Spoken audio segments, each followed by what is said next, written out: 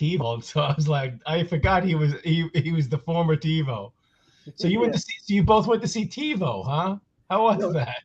yeah, we both went to. So, TIVO. w- yeah, Was it a we good are. show? Yeah, it was. We are live now, so people probably don't Oh, know what we're talking yeah. about. We're talking about the Devo show you went to Yes, see, I went to see Devo last week. and they're getting old, huh? They're getting pretty. Well, it was Mark's mother's Ba's 72nd birthday that day That's that he did the that's show. kind of terrifying. He was well. They were amazing. They sounded great. It Yeah. was it was absolutely Even the dead ones were good. uh, yes, Yeah. So yes. is it him and Casal and what? There's one. Is there a Bob left or something? Uh, I, No, I, I don't. I'm not. I'm not exactly sure One Bob exactly who it was. devolved, and but it's so weird. Did he show the knees? I remember you put some video up, but I couldn't tell because when they show the knees, it's terrifying. Because there's one member that's really old, and they did a video for Yo Gabba Gabba a couple, like 10 years ago, and he just looked like he escaped from a home. I mean, he was doing it on purpose. He was looking like mortified, but they were wearing the old one Bob left. Woof. Wow. 73. I mean, God bless him. He's still running around, And yeah, voice is amazing. It was Yeah, he fun. sounded pretty good. Mm. I haven't gone to anything since the specials, since I went with you guys, and that was a horrible day for me because I was sick on That my was birthday. that was like 12 years ago or something. No, really? I Wow. I think so. Yeah, that was a very long time ago. I was sick as a dog that night. That was the biggest problem. Yeah, I was really enjoying the show, but at the same time in physical pain. So that was difficult. That was a good show. I don't like Terminal 5 though. What a rotten venue, mm. you know. Well, But Devo's in this. I mean, it's Pier 17. It's gorgeous. It's on a I've, roof. You see yeah, I've never, bridges. It's absolutely gorgeous. oh, that sounds good. No, I haven't gone to see anybody. I still don't feel comfortable. Even if like I got free tickets for something, I don't think I'd go. I just don't feel comfortable. And but at the same time, I'm starting to understand why people just say fuck it, because I'm going mad Well, I think stuck in the house. the thing is, I was kind of hoping by now in May it wasn't going to be that bad because they were originally scheduled to play Radio City in September. They canceled it. Right. But this was outdoors, and Yeah, I mean, outdoors would definitely sway me a little bit. I mean, I'm triple vaxxed. Do they check people? Do they? no. Well, some people will require it, but that wasn't required for the show. Yeah, I mean, outdoors kind of sounds maybe doable, but I mean, I've been to a restaurant, like I went to a restaurant with my family, my mother, my father, my sister, and my niece, and it was really open play. It was like very, very, it was a little higher priced because I Yeah. mean I wasn't paying for it. Uptown. I mean, it was a burger joint, but it was like, they don't use the term joint. They just charge you 8 times more. And it was all old people, and I was just waiting for people to drop, like the Red Death. Well, They just aren't we kind of old people now, Evan? that's what the thing is. When you look, if I'm looking at a person and going, wow, they look old, that's you know what I'm saying. They remember burlesque and shit. You know what I Yeah. mean? It's like Uncle Floyd age, except that they all were very book collector looking. Hey, Roger. Hi. Oh, Thanks, folks, for joining us. yeah. Yeah, Paul and I haven't been talking much, just as like, hanging. No. So this is good for me because we were going to try to do a recording or a video cast a few weeks ago, and then I got really sick with my prescription drug drama, as some of you might know from Instagram. I went off Fluvox quicker than I was supposed to, and basically looked like that EC.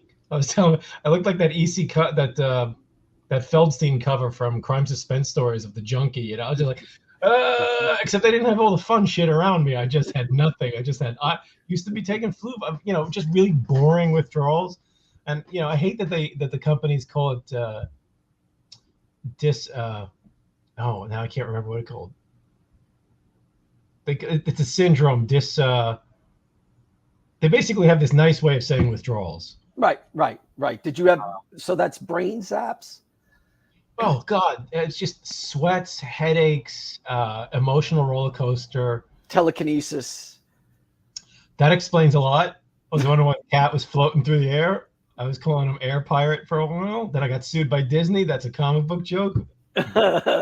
Folks might love those. Oh, I have to get a soundboard going, like with a Z Morning Zoo. That would be good. No, why not? If you could put like a little hi.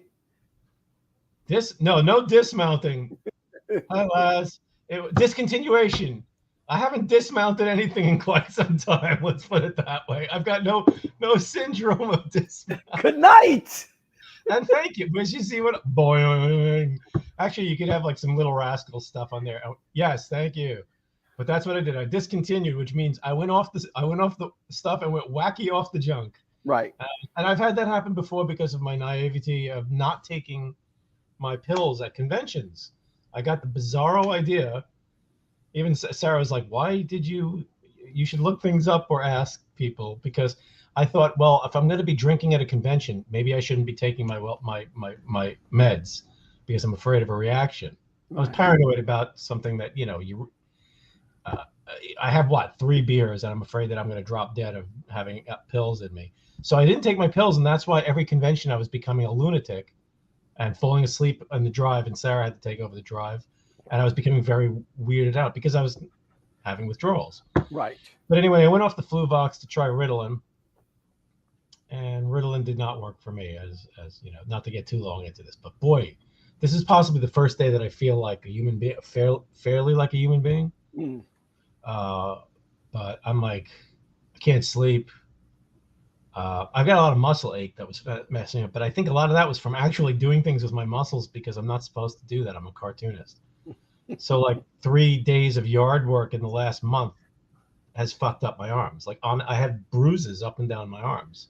Okay. Like sounds like alien shit. No, it was like when I got thrown out of the red spot for fighting. And it was because I was actually trying to stop a guy from hitting one of the wait staff. And oh no, it wasn't. It was the girl who worked at Heavens, the heavy metal coke front up the block back in the day. Allegedly. Oh, yeah, allegedly, because I know walked in the door and saw snow falling from the ex-cop. No, but wait, it was Simone. She was making a phone call and some guy hit her. Some guy was hitting on her and then hit her. And me, I stepped up and tried to hit him. Oh, how gallant of you. Failed that combat roll. Really? A big fight broke out because it was Friday. And one of the bouncers picked me up thinking that I was one of the, troublemakers, picks me up by both arms from behind me and carries me out from the phone area all the way out of the bar and drops me on the floor on my feet. And I turn around and he goes, Evan, I didn't know it was you. Sweet guy. But he was huge. And he grabbed me so hard the whole way that I had, when grape jelly starts to appear through the bread, when it starts to, you make a peanut butter and jelly sandwich. I don't like jelly. That's why I don't know. I don't fucking care. I think you understand the situation here. I'm going to come over there and bust your head. Why don't you try? I'm going to get 10 guys. I'm going to get 10 guys, 10 big guys, or one guy who's a one-man gang.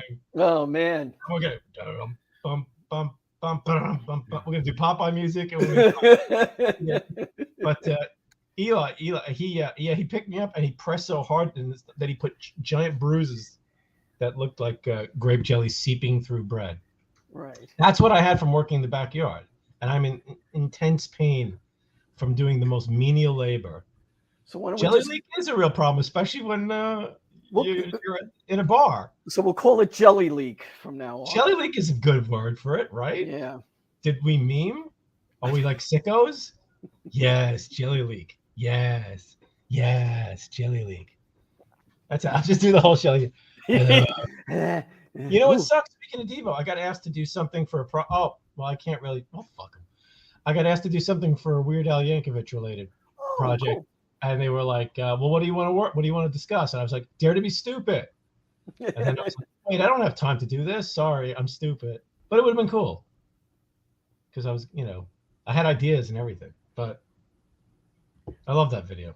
Anyway. Oh, okay. So Jelly leak. I'm dismounting on my drugs. Me and my drugs were having a good time. Then we broke up. So now, I'm off for now. I'm just on my Wellbutrin for my anxiety, and that's never going to work because of I accidentally saw the news. Yeah.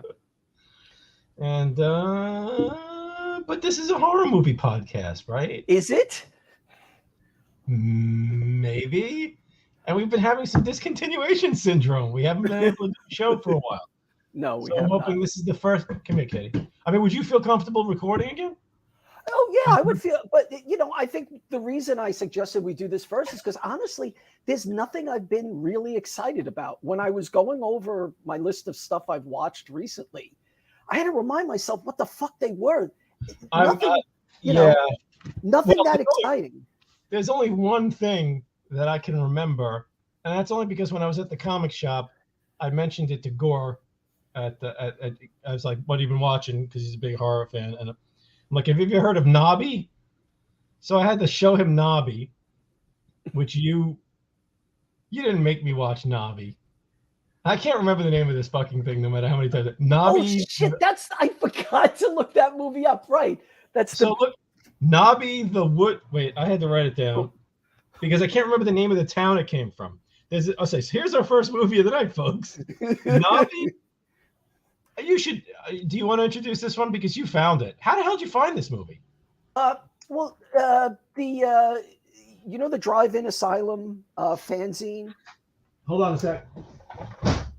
But Maybe he asked me. Deciding to do yard work at 8:30 in the evening. Okay. Great. Either that or there's a Texas Chainsaw Massacre over there. Chainsaw. Yeah, that's a joke I made when I was a little kid. When I was a kid in high school, I was drawing Hemorrhoids from the Deep and the Texas Chainsaw Massacre, and I thought I was the funniest guy in school. And the saddest thing is I was, because everybody else was terrible. They were busy being racist, and I was doing Hemorrhoids from the Deep and Texas Chainsaw Massacre. So if I finally got to use those jokes. Right. That's like my only joke that I've ever written. No, you have more.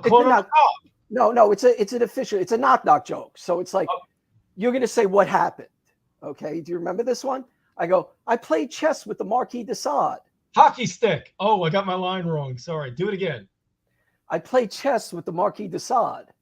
What happened? He beat me. Uh-oh. That's a good joke. Yay. Hello. Wow. Don't say his name because that might. I like that icon there. I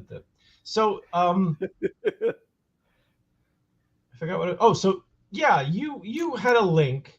You had mentioned on social media. You had a link to this site, and it turns out it's the only goddamn people practically in the world who know of this movie. No, there's the thing is, I'm trying to look up the fucking name because I didn't prep for this. Thanks for choosing the one movie I didn't prep for, Evan. Nobby, Bellwood. Bellwood is the word that I keep missing. It's the name of the place. It's really one of the worst titles ever because it doesn't even let you know that it's a monster movie.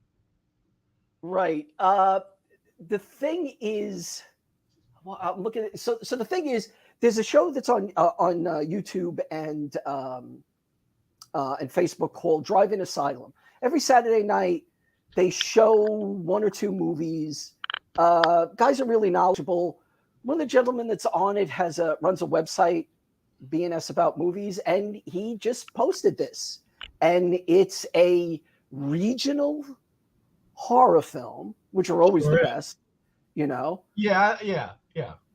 It's very regional. It's like it takes place in like a block. It's like this movie takes place in a single block and a clump of woods behind it. and there's a trailer. Yeah. Oh my God. It's really funny though. That movie was very entertaining, but it is one of the worst things I've ever seen in my life. Right. And I'm still looking for the fucking. So the greatest thing about this movie is so Paul catches me, his post catches me, and I go, fuck it. I'm eating I'm eating dinner. I'll throw on a movie, and I throw this thing on, and I have no idea what I'm. It's like it's a Bigfoot movie about. Well, it's a big footish movie. It's a big fetish movie. Big footish fetish movie. Well, here's the thing that should sell you on this film. It is not on IMDb. I have never heard of a movie that's not on IMDb. Right. It is supposed to be the first. This is not true. It is supposed to be the first shot on video film made. It's apparently the second or third. Who cares?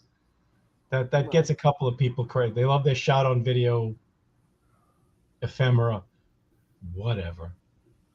It's not my interest. It's like aspect ratio, in Film Thread or whatever those, video. What is that video? The Tim Lucas thing. There it is. Nobby the Bellwood Wampus Cat. Right. And this is the website. This is the most information I've seen on this movie. This is a very good site. It's a good starting. I'll have to start following it. Yeah. So I went down a rabbit hole on Nobby, but it's not even really a rabbit hole. It's more like a naked mole rat hole. It's only like 3 inches deep. There's just no hole. There's a lot of stuff on the guy who made it because he was a regional celebrity. I forget his name already, like RN. He has several names because I found it fascinating because I like old radio and regional radio. And he's a country western performer who was a radio mainstay at a local station in North Carolina. And he decided to make some movies. And he was making commercials with his wife and family. And he did local theater, local music. He actually plays music in this kind of a scene that might tearfully remind you of the porch scene in Phantasm, where oh yeah, there's some picking and grinning. They both do some picking and grinning, but then they get bored with it, which is hilarious. They don't even like finish, which is pretty much this movie in a nutshell. Plus, now this movie is clearly not scripted, right? Well, I don't think it can be. I remember I put up a clip which where one of the characters is saying we should go out and investigate. But he says we should go out with Dr. So-and-so, but he's talking to that character. So then he has to backtrack. And it's like a an old man moment that he's having. And, it's on videotape. They could have just rewound, right? They could have done another take. So the movie's Nobby the Bellwood Wampus Cat. Right. Which shows you how confused that this film is because a large part. So this is about Nobby, a local legend in North Carolina. He's It is a wampus cat, or a Bigfoot, or a skunk ape, or a Sasquatch. The movie's only about an hour and 6 minutes long, and a lot of it is them arguing about whether it's a Bigfoot or not, whether it's a wampus cat, what the wampus cat or Bigfoot likes to eat or do, or if it's real or if it's not real, what its intentions are or aren't, where it came from or didn't come from. And the one main character is basically just shitting on everyone's theories. But very clearly, this is a Bigfoot movie. I mean, it's not a cat. It's not a werecat. It's a fucking guy in a rug suit. It's one of the worst Bigfoot suits. It does exist. Spoilers. There's Nobby is a thing in the movie, and they're looking for it. And the way that they look for it is by going to buildings with signs that say Science Department. Yes.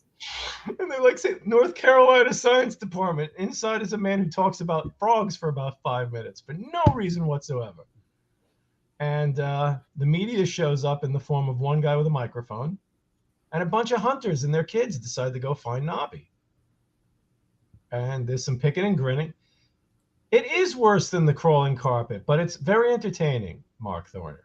So the thing about the movie that struck me is that I was watching it, I was complaining to Paul. I mean, I was jokingly complaining about what was going on. Apparently, Nobby is a real local legend. Yes. And that's what this is based on, because I found many more sites about the legend than the movie. Yeah.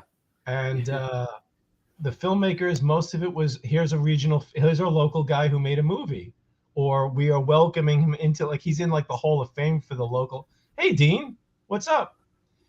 So if you're coming in late, we're talking about Nobby. I have to look it up every fucking time.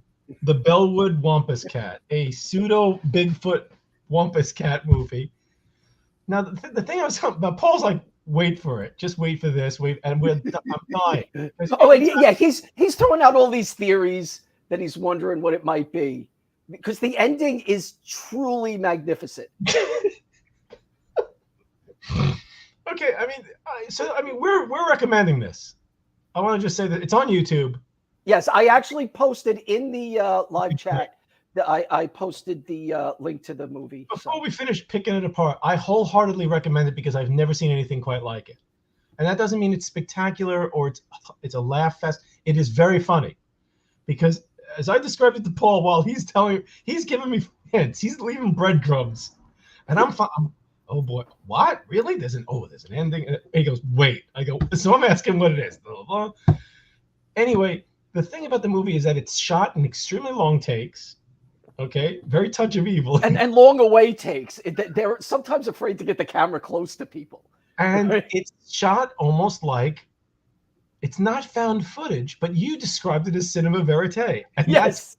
That's what it comes off as. Right. It's like a bunch of hillbillies LARPing Southern people, North Carolinians. Like, I don't want to get shot. They all had guns. It's about a bunch of people, backwoods folks, playing country folks, let's say. Except there's scientists in the neighborhood with signs that say science department, because that's what you do. You just go to the science department. And there's a sighting of a Bigfoot character that they can't agree on, whether it's Bigfoot or Nobby the skunk ape, who won't bother them, just wants to eat some pork roll or something. Like, what was the food the guy kept talking about? Pork and beans. He wanted some pork and beans, and he'll leave you alone otherwise. But he's been scaring everybody. The kids are scared. The media is scared. This one woman is scared. This woman, who is the woman that just walked in to talk to people? Was she a government agent? Look, there's actually something weirdly cosmic horror-like about that scene. That scene's amazing. Plus, there's a guy in that scene who they don't explain who he is. He's like Bob from Twin Peaks. The camera pans. Yes. There's a scene where they're in the person's trailer or the cabin, I forget exactly what, and a woman from the government shows up, and she's like Dan Clowes, David Lynch, terrifying. She walks in really creepy. She sits down and she just starts talking very strangely. Oh. And they pan to the door to let her in, and there's a man smoking a cigarette or chewing tobacco or something, and he's just standing there in the corner. You never see this man again, as far as I know. I don't know if he's a relative of the people who live there, an expert on Nobby. He's just there. It's one of the scariest jump scares I've ever seen in my life. It's terrifying. Yeah, absolutely terrifying. All of a sudden, there's just a man in the room. It worked for me So the thing about the movie is that they basically are LARPing. They're just making this shit up as they go along. They're all in on this Bigfoot hunt, and they have a general sense of the story, but they're clearly making up all their lines, and they're improvising. So it actually feels like you are watching a documentary that doesn't intrude on the characters, but just follows them through the woods and through their homes, right, and at the science department, because people just start talking about crazy shit. Right. Or just banal shit. They talk about things that have nothing to do with there you go. So this is we're just going to show a clip from this on YouTube, and this is basically. Who the fuck is this guy? I couldn't stop staring. I had to rewind it several times. I mean, that's horror. And this is the woman from the government, I think. Right. And this is basically what you get in the movie. Is there any sound there? Or no. I don't know. We might get in trouble. Oh, I don't want to get in trouble with a movie that's not on IMDb. Yes. So yeah, that's the movie. Basically, it's a bunch of people standing around pretending. It's like they're play acting more than they're in a movie. Right. They're never reading lines. They just have an idea. It's being driven by the guy who made it, who's the main character, who wears an outfit that made me think that Paul found more Uncle Floyd episodes. Well, that's what you thought it was when I first paused. I thought it was an Uncle Floyd thing. I thought it was the clothes are amazing. Yeah.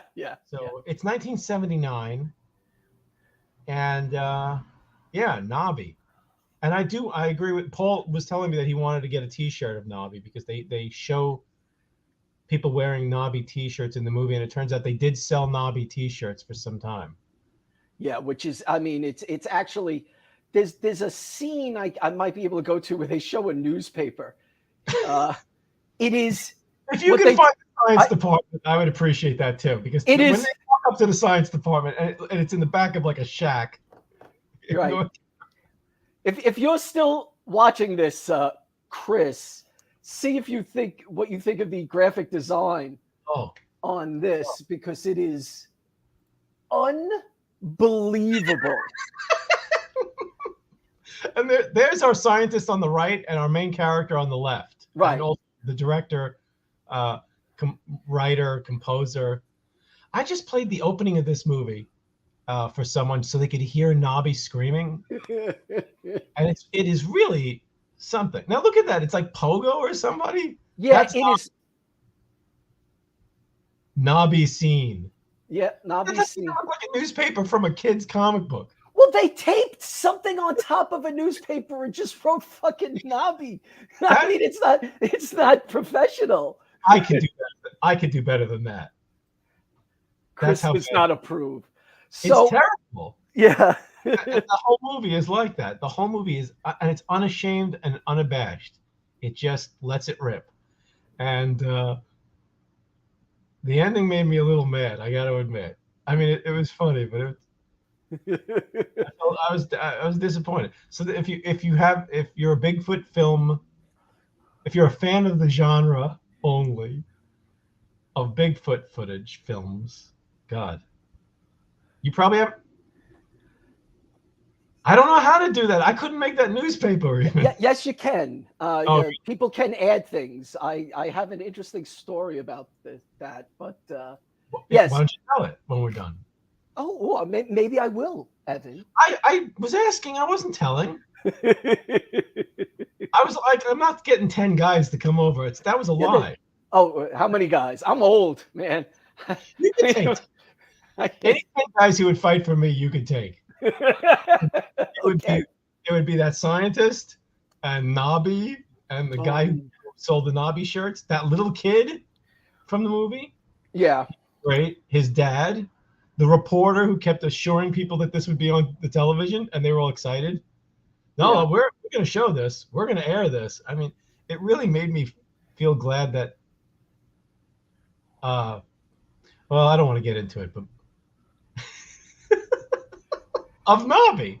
That's great. Nobby Post-its. But you should, seriously, if you could find it's fairly early on. As a favor to me, if you could find that science office.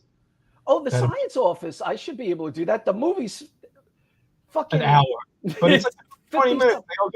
The main character goes to these, because your local, every state and city has a science department. It's just like the Legion of Superheroes.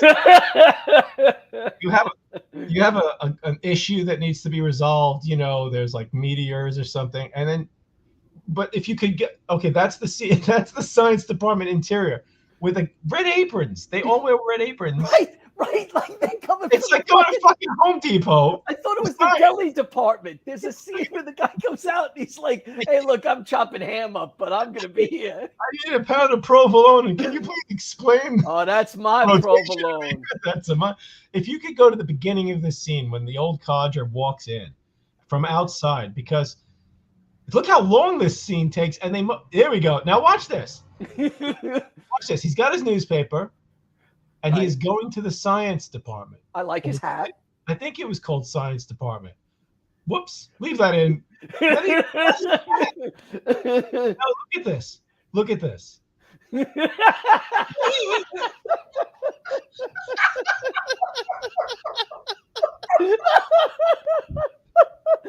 It's like when you had to make the signs at fucking Janelle's universe. Emma, we need a sign for the science department.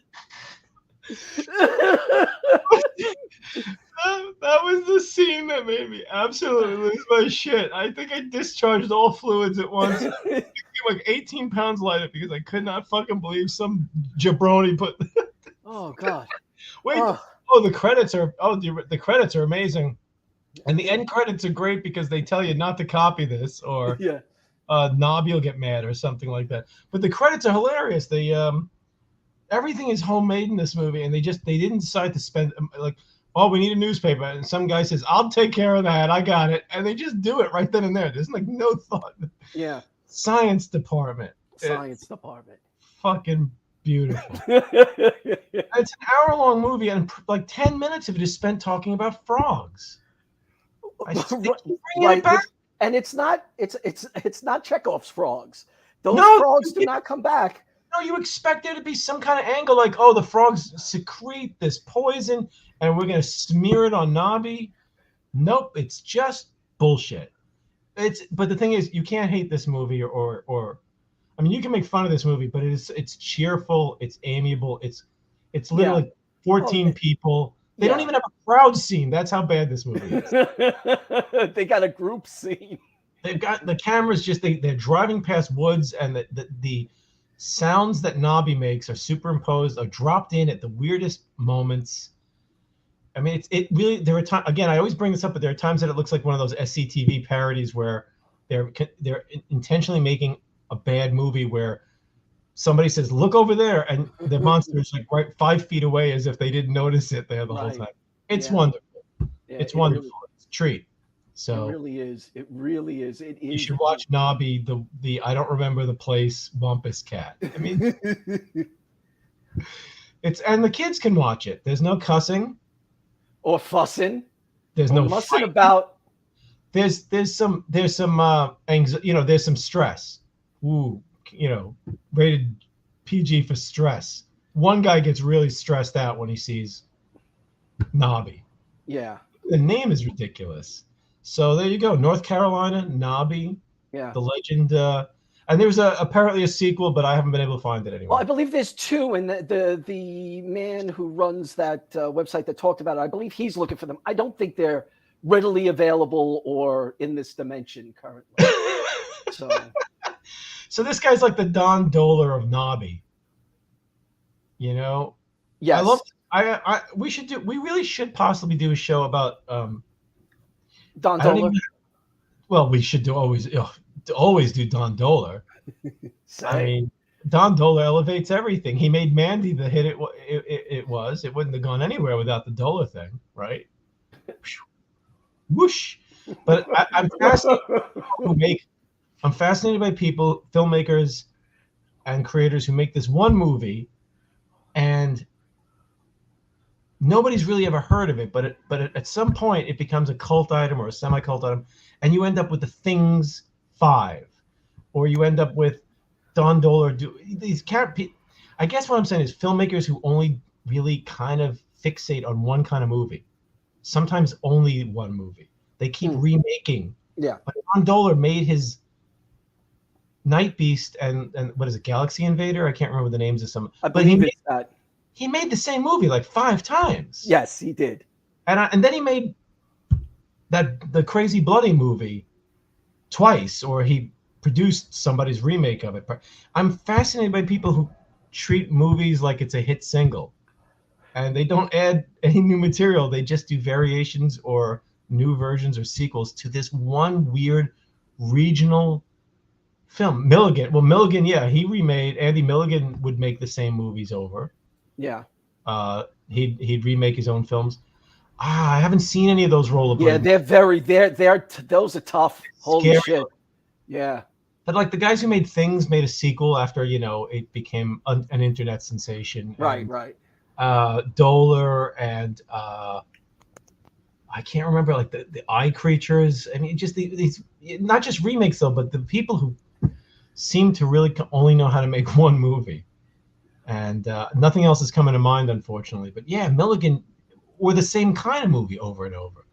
It's like there's like 7 Milligan films that feel like you could turn it on and you're not sure which one it is. Right. It's a bunch of people in really bad theater outfits in a house on Staten Island or England. Yeah.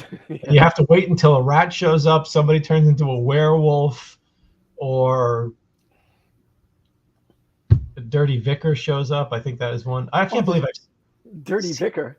So many of his films now, and I vowed I would never watch a single one of them. But yeah, it's who's the Astro Zombies, right? There's like 3 of those. Oh, there might be more of those now. Yeah, kind of. Yeah, but at least but that's also kind of a genre, taking on how one does that. No, I agree. The joke's good, and I get it, but I mean, we're literally talking about, you look at somebody like Don Dohler, and he made a movie about aliens coming down and attacking his small town practically. And not only does he make that movie as Night Beast, and he makes it as Galaxy Invader creature or whatever. He made it 2 more of them and produced another one in like the 80s, 90s, and the same people are in them sometimes. So it's really weird. It's almost like you feel like you've lived in their town. You feel like you visited this town, and they just keep redoing and reshaping the same concept, as if it was, and it didn't even really work the first time. That's what's kind of yeah. Well, I was also. It's interesting when you talk about the Rio Bravo as a kind of template for a movie. Yeah, he does love his Rio Bravo. But the thing is, that's also, if you think of I Am Legend, which leads to Last Man on Earth and Night of the Living Dead, that's perfect. Closed in, being attacked. That's a good horror movie trope. Sure. And that's it's not survival horror. I forget what the phrase is that's used for the when everyone's hemmed in. Right. I mean, it's a great way to make a movie because it's one location, and it's you immediately know what you don't want them coming in and you can't get out, and you got to keep them out or you've got to escape. But yeah, it's funny. Yeah, Last Man on Earth. I never thought about that too much, but that's really the proto Night of the Living Dead. I mean, the story is there, but the story's a little. Yeah, a siege movie is kind of. I've seen that. Yeah, definitely. Assault on Precinct 13. I guess the thing is, even though they get to run around a lot, the Prince of Darkness certainly is. Yeah, it's a sandbox that you're stuck in. For gaming, putting it in a gaming thing. I mean, it's a great kind of scenario. I mean, it works for me. I'm always terrified by we're stuck here, and I mean the Nostromo. You really don't. It's and they're usually depressing movies. Well, yeah, because people don't walk out of them. Yeah, not everybody's living. Yeah, and it's usually like watching everyone around you go, and either you burn the place down with yourself in it, or you clutch a grenade, or the sun comes out, I guess, if you're lucky. Yeah. The Void was depressing, but for different reasons, because that wasn't even Rio Bravo. That was more like Canadian strongman Dino Bravo. That joke makes no sense, but I'm proud of it anyway. Very good, Evan. Remember Dino Bravo running around the ring? He got killed, by the Canadian mob. Okay, he did. He got whacked. Canadian strongman Dino Bravo. I love that they were like by law had to say Canadian strongman before his name in the WWF. So you watched The Siege, speaking of siege movies, or was it The Raid? I rewatched The Raid Redemption. I haven't seen any of them. I have to. I'm not. The Raid is very good. It's interesting because it was a movie that when it came out, people were saying this is a game changer. You have to see it, and me, so I thought that meant fuck that. But I wound up seeing it, and I think I looked at the time and I forget, somewhere about 20 minutes in, it literally goes to next level. Like you're watching, you're going, okay, this is an action film, whatever. And then when the guy starts axing his way through the floor, you're like, this is fucking great. and it is very good action. I watched it with a double feature with Dread. I haven't seen Dread either. I know people really. Dread is terrific. I think Dread is terrific. Yeah, I mean, I like the character. I always liked the character. And the first movie was unfortunate. Yeah, incredibly unfortunate. That the Stallone Judge Dredd movie is one of those where, I mean, yeah, that's what I did. I did a double feature because they're very much the same framework. Law enforcement are caught in a building where they could go up and down and try to escape. There's bad guys that know what they're doing. There's people who live in the building that there's a bounty on them. It's oh, it's wild. Hey, John. Yeah, I gotta check out Dredd because I mean, I like it sounds like it's nuts. Yeah. I mean, is there any satirical element to the Dredd film, the way that the 2000 AD comics are? I mean, or is it pretty serious? No. There is some dry humor that works. It's interesting because if you compare it to the Judge Dredd with Sylvester Stallone, you have the problem where it's beautiful. That Judge Dredd movie. Which one, beautiful. The Stallone? Yeah. Hey, Joe. It does look good. They did a great job on. I mean, somebody really decided to make it look like a 2000 AD comic. Yeah. I mean, and any movie that has Ian Dury with the ABC Warriors in his dump is just it's got the designers certainly had their head on straight, but that was the script, the acting, and direct. Holy shit, Armand Assante, right? He's the one who and Rob Schneider. I mean, that's a block right there.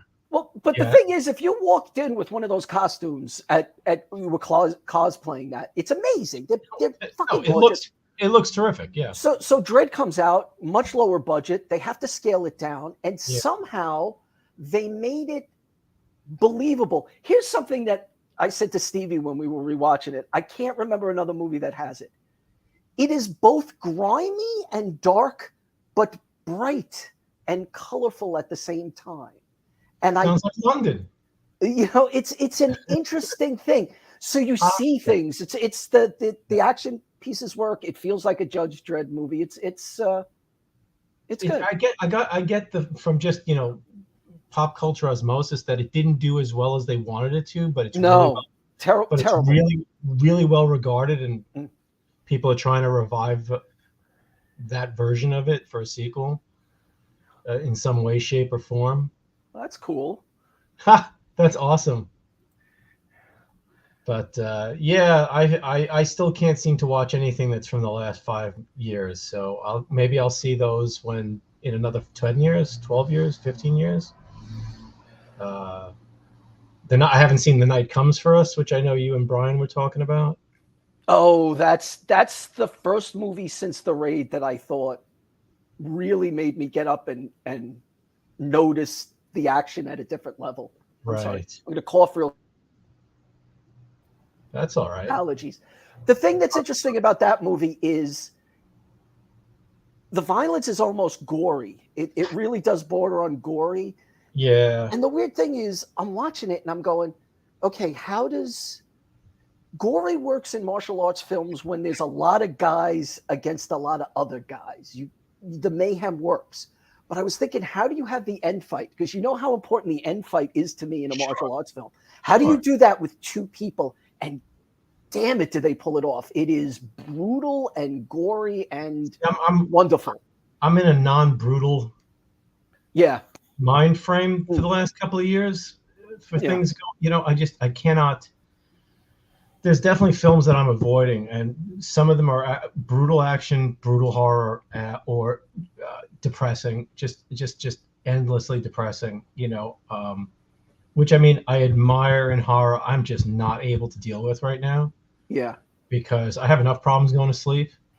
It's like I don't mind a film that has some depressing things in them, but I can't take anything assaultive or just what we do in the shadows. I've seen enough clips of it to feel like I've watched What We Do in the Shadows. I know Sarah and the kid have watched the series. Everything I've seen from it makes me laugh, but I haven't actually sat down and watched it. My thing is, I just don't. It doesn't work for me at all.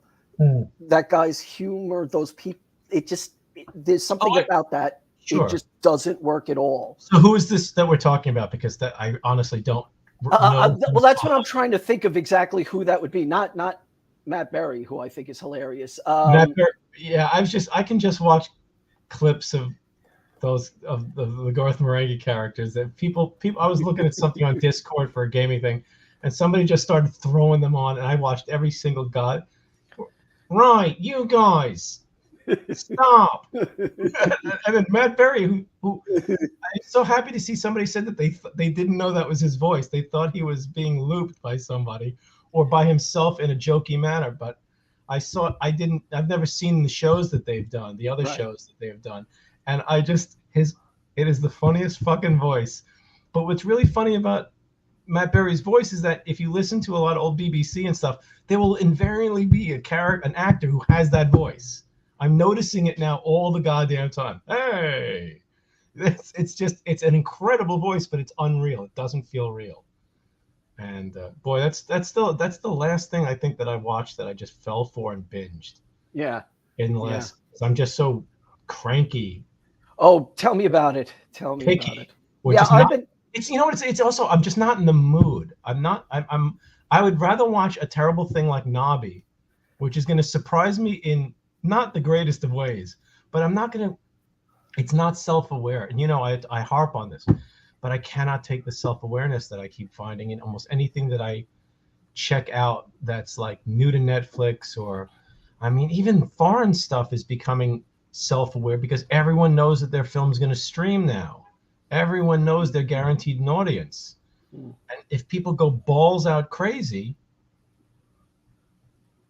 it's why I cherished Mandy, because Mandy, you can tell that they were aware of what they were doing, but they didn't seem to be winking at you the entire time, or showing off, or I don't even know if these phrases are the correct ones I'm trying to find, but I find I want even the worst direct to streaming video made by a bunch of like 20-year-olds. I watched something called I'm trying to remember the name of it, like cheap horror movie or badly made horror movie. It was even the titles are just kind of like an elbow in the ribs, and it's like, look, we're making a movie, and look, we're on film, and did you see how bloody that was? It does not work for me. And at the same time, you and I love Let's Scare Jessica to Death, and the average person thinks that's sludge. It doesn't move. It's ugly. It's boring. It's not sexy. Right. I think it's terrific. And I would rather stumble across, look, I'd like to stumble across some new stuff too. Mandy was an eye-opener for me. Right. I'd like to see Pig. Pig was terrific. Yeah. There's things that people are talking about that I feel like I should see this so that I can say I have seen. But I didn't love The Witch, and I didn't love. I can't even remember what the hell it was. I sit there and I go, yeah, that was okay, but it just feels like everything's brilliant because it's not mediocre. I hated House of the Devil and The Innkeepers. I hate everything I've seen by that guy. I actually dislike intensely. Wondering what the fuck, it was kind of like going to a restaurant that charges you a lot of, for a piece of something that you can't even decipher. I was like, what is the fucking big deal about House of the Devil? Yeah, well, it calls back to the 70s, but it doesn't do anything. I'm having that because I saw everything all the time, all at once. I can't think of the new Michelle. Everywhere all the time. Right. Yeah, the Michelle Yeoh movie, I just didn't really enjoy it, and everyone loves it, and it's one of those weird things where I don't even want to talk about it because I don't understand. Posting about it, and you seem to think like you understood the appeal, but it didn't work for you. Like you got what was going on. You didn't think it was shit, but it just left you flat the way that a comedian might. Like all the ingredients are great. It's so well done. The action for a $25 million budget, I think they used YouTube people. If you're into Kung Fu, there's a lot of people doing old school and kind of new wave Kung Fu shorts and stuff. And it's really, I know. Yeah. So, isn't it amazing though? $25 million. And we're like, oh, they had to scramble for. Right. And it's like it's really well done. But there's, not to get into it, I really feel like, I'd rather get into details with people that have seen it, not to spoil it for anybody. But it's just, but like I said, it's individual. If you like it, hey, look, if you can enjoy anything these days, enjoy it. Please. I hear you. It's like, I try not to use the word hate when it comes to a movie or anything like that, unless it's like, I don't know, the guy who made Brown Bunny, Vincent Gallo or something. I hate that shit. But like you were saying about the What We Do in Shadows, I mean, comedy is always going to be, look, I just don't like coffee. It smells good. I get why people like it. I don't want it near me. There's been a lot of kids in the hall talk. I can't stand them. And I love them. I mean, you love them. Kids in the hall to me is just smirking. I find it obnoxious in a way. I have found members of the troupe charismatic and funny in interviews and in projects that they've done. Scott, that guy, he's done some funny stuff, but for some reason, together, all of them, I want to push them in the sea. I actually find them irritating. But that's comedy. That's really so subjective. Yeah. But what I saw from What We Do in the Shadows made me laugh. But I haven't sat down and wanted to watch it. I feel like the clips are enough for some things. Some comedy, the less you see, the better. And I don't think I want to watch a TV series of it. I really just kind of wish things could be just over and done more, because it just feels like everything's a franchise. I mean, that's an exaggeration, but it really does feel. I mean, you turn around and fucking Chippendale Rescue Rangers is back in your face, and it's just like, yes, obviously there's new stuff always coming out because we've got The Witcher or whatever the hell, but you just feel inundated with IP that's built to sell and comes with marketing built into it. Everything just feels so.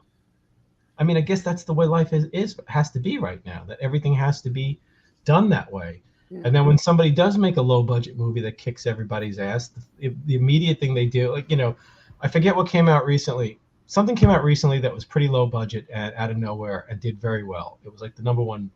I don't even know what the number one movie means anymore. You know what I mean? Because nothing means anything. I mean, reviews mean nothing. Right. Compelling, fantastic. The guy's brother who runs a website, and then you see those Palme d'Oro Cannes Film Fest looking things everywhere, and it's like Fred's fucking basement. Wow, they got a lot of laurels. This movie got so many laurels. It's because nobody can get good reviews anymore, and everybody knows that the reviews are bullshit because they just put a big giant adjective, and then below it is the smallest thing, so you can't tell that it says Joe's mom or Cindy's therapist said this.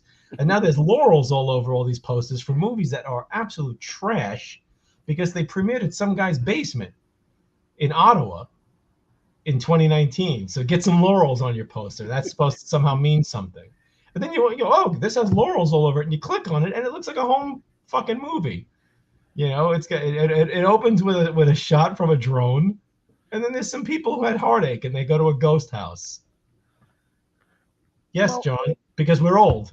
Well, the thing is, I think I've always felt that limited budgets force people to be at their best. I think so too. And you get, I didn't say this before, but when I rewatched Dredd this time, because every time I rewatch a movie, I kind of like to think of it from another angle.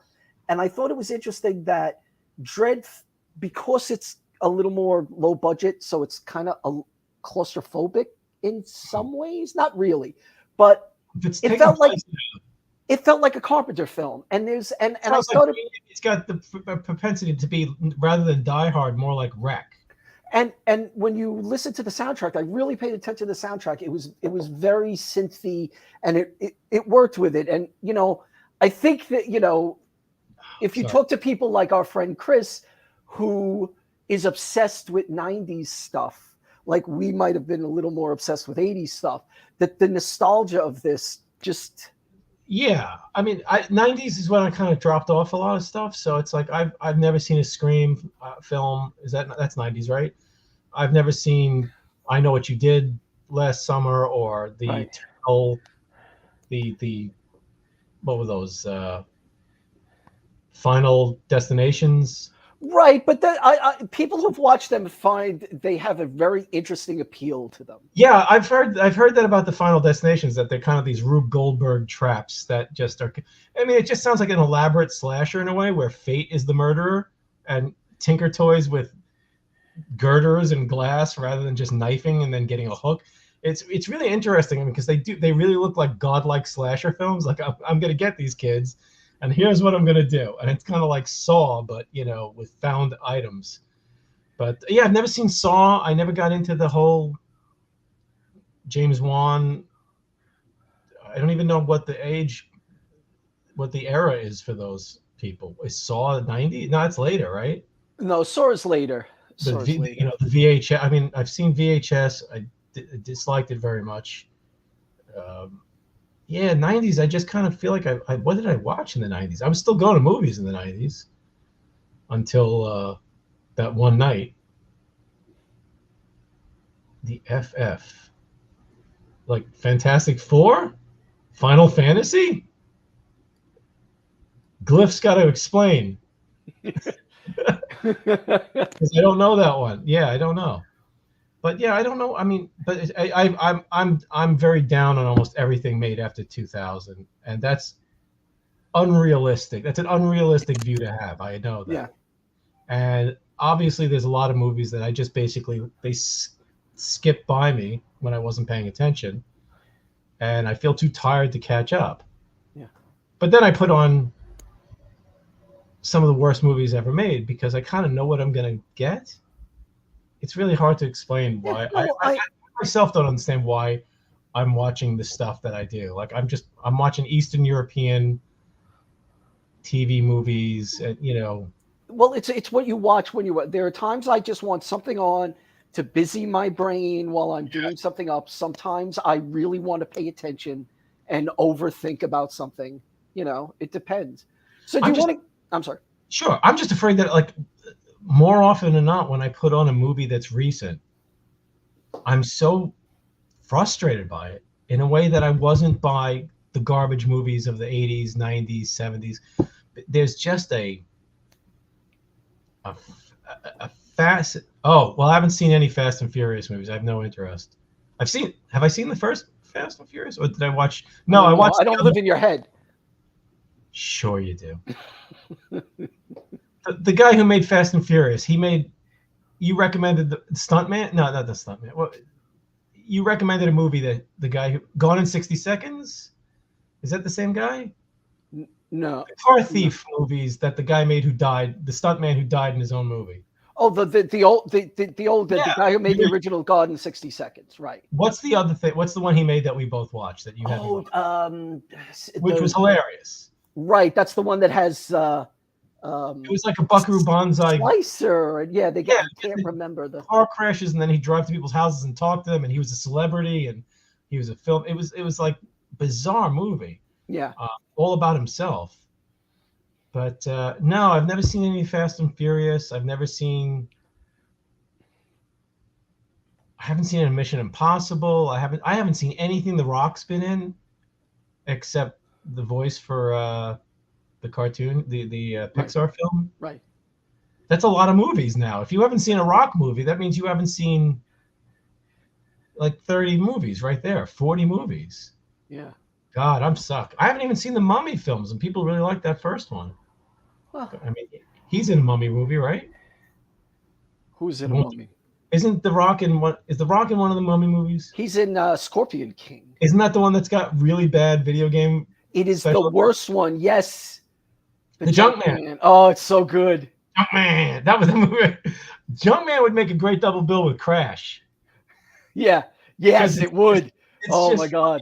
It's mayhem, and even though Crash is a supernatural. Crash, not the I want to fuck after busting up my car movie. If I fucked every time I busted my car up, if Pat had fucking Pat, no, we gotta fuck. Pat Miller drove into the Brooklyn Bridge. I don't know, how do you do that? How do you hit the Brooklyn Bridge? The first time I drove with Pat, we were coming back from Photon. Old people remember Photon, right? Photon. So we're coming back from Jersey to play The Photon. smell of the Photon facility is still clinging to And everyone. we're driving, and there's road construction. So you know how they slowly move you over because there's one lane, and it basically says you got to, change lanes in 100 feet, change lanes at 50 feet, change lane. And I'm looking at Pat, I go, he must know what the fuck's going on, right? He must see that there's a big barrier with yellow and black shit coming up. And I scream, and we hit it. And he goes, I didn't see that. And you would learn that Pat wasn't wearing glasses for a very long time. That might have been when I had his glasses. For a long time, I was wearing his glasses. It was very weird because I realized I wore his glasses. Too. I put on his glasses and I said, "Oh my God, my eyes aren't very good because these are sharp." And I just wore his glasses for like 3 months. I don't even think we were living together at the time. I think I just walked out with his glasses at one point. And he was like, "Yeah, you can have my glasses." He was driving once. He came. This isn't the time that he hit the Brooklyn Bridge, and poor Annie was in the back seat asleep, and he hit the Brooklyn Bridge so hard that she shot out and horizontally hit both seats with her head and her legs, and then collapsed in the well. Oh, well. Oh, geez, are you okay? She's like half unconscious. This was when he got off the Brooklyn. He passed the Brooklyn Bridge. He got off on the Brooklyn Bridge, did not hit it, gets off the Brooklyn Bridge, and then drives. He takes that long turn. Yeah. Where you get to the FDR. He did something wrong. He overturned, and the car completely does a 360. And and time slowed down. It was like it took about 8 minutes for this car to turn all the way around and then just keep going. So he's going, hold on, and I'm going, oh, and he's just going, wait a minute, hold on, and he's perfectly calm while the earth is spinning around us and there's cars all around us. Hold on, and then the car rights itself and keeps going in the same direction as if nothing happened. Oh yeah. We don't say anything for a minute or two. And he goes, that was something, huh? I'm shitting myself. Driving with Pat was dangerous. Oh yeah, I remember there was a time where every time we drove to the cargo, we got into an accident. And then every time. The cargo was a bar we used to hang out. If you look at the post I put up with the video of Evan and I from mid 2000s, that's from the Cargo Cafe back. I didn't know that. Yeah. What was that for? Because we were wearing like. I believe my first instinct is they had an 80s prom night, and that's from that. But I'm not 100% sure. I think it was an event, but I'm not sure if it was that event. The one suit I've ever owned. I still have that suit. It's ridiculous. You get buried in that suit. But Malds got to it. David Lapham gave me a suit. He didn't need a suit. He had an extra suit. So he gave me a suit, and I wore that. But I've never had another suit except for my bar mitzvah. I've had that same suit since, I think I bought that suit in 91, 92 at Trash and Vaudeville, my mod suit. Yeah. And I hate it because I know people are going to die in my life and I'm going to have to wear that suit again. I don't want to wear the same suit for 30 fucking years. No. So everybody stay alive. No car crashing. No fucking after car crashing. Don't get in the car with Pat Miller. Car with Dirty Harry. And, things like that. Pat was so dangerous and he didn't even have a gun yet. No. Badge. Yeah. That's why when people say, "Wait, what do you have a problem with cops for?" You're like, "Well, let me make a list of people I know who have had badges and what they've done on and off duty." But anyway, so you want to cheers for? I do still fit into it, but yeah, I don't. It's yeah. So do you want? So to answer your question, can you add to the IMDb?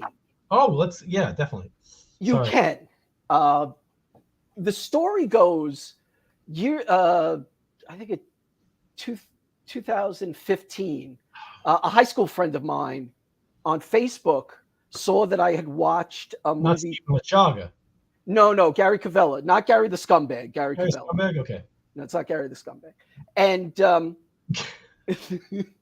and the thing was, I had watched New York Ripper.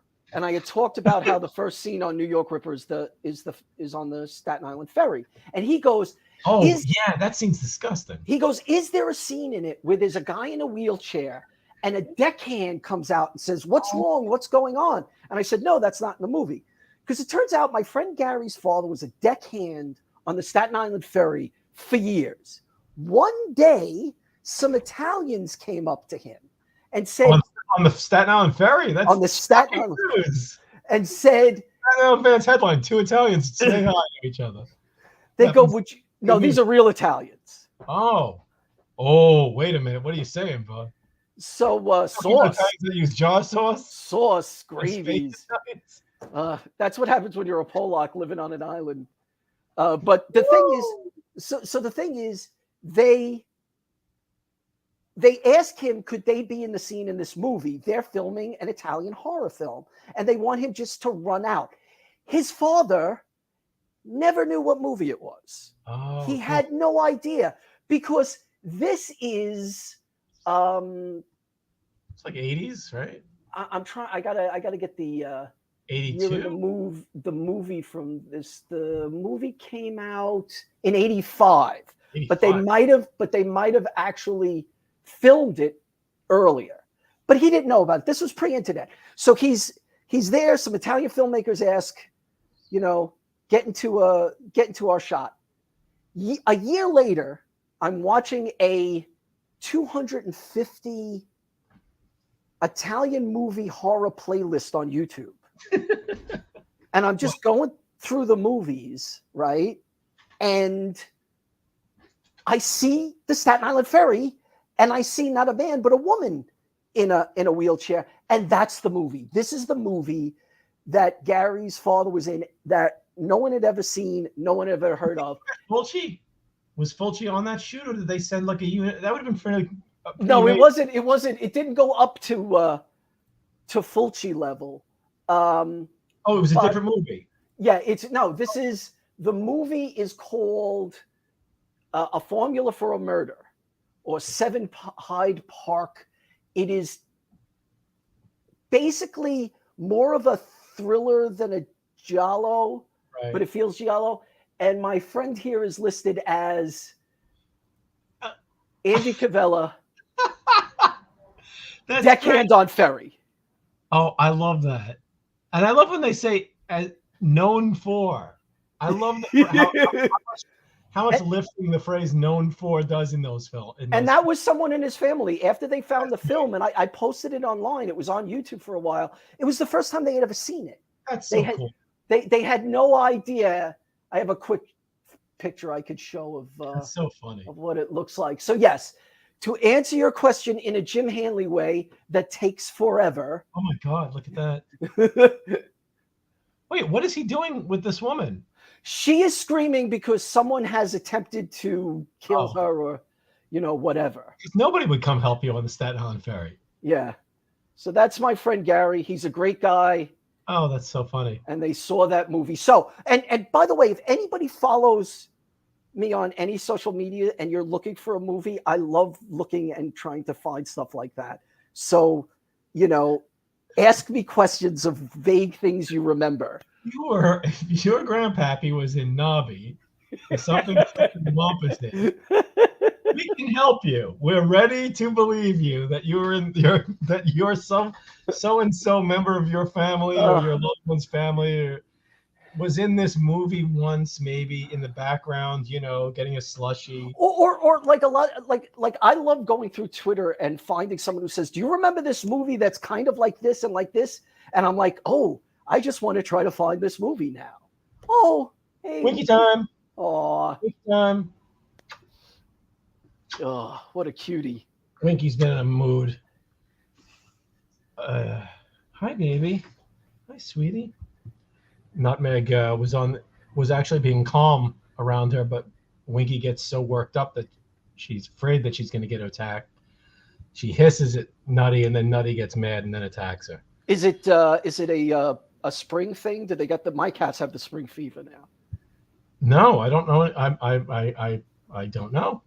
Maybe that would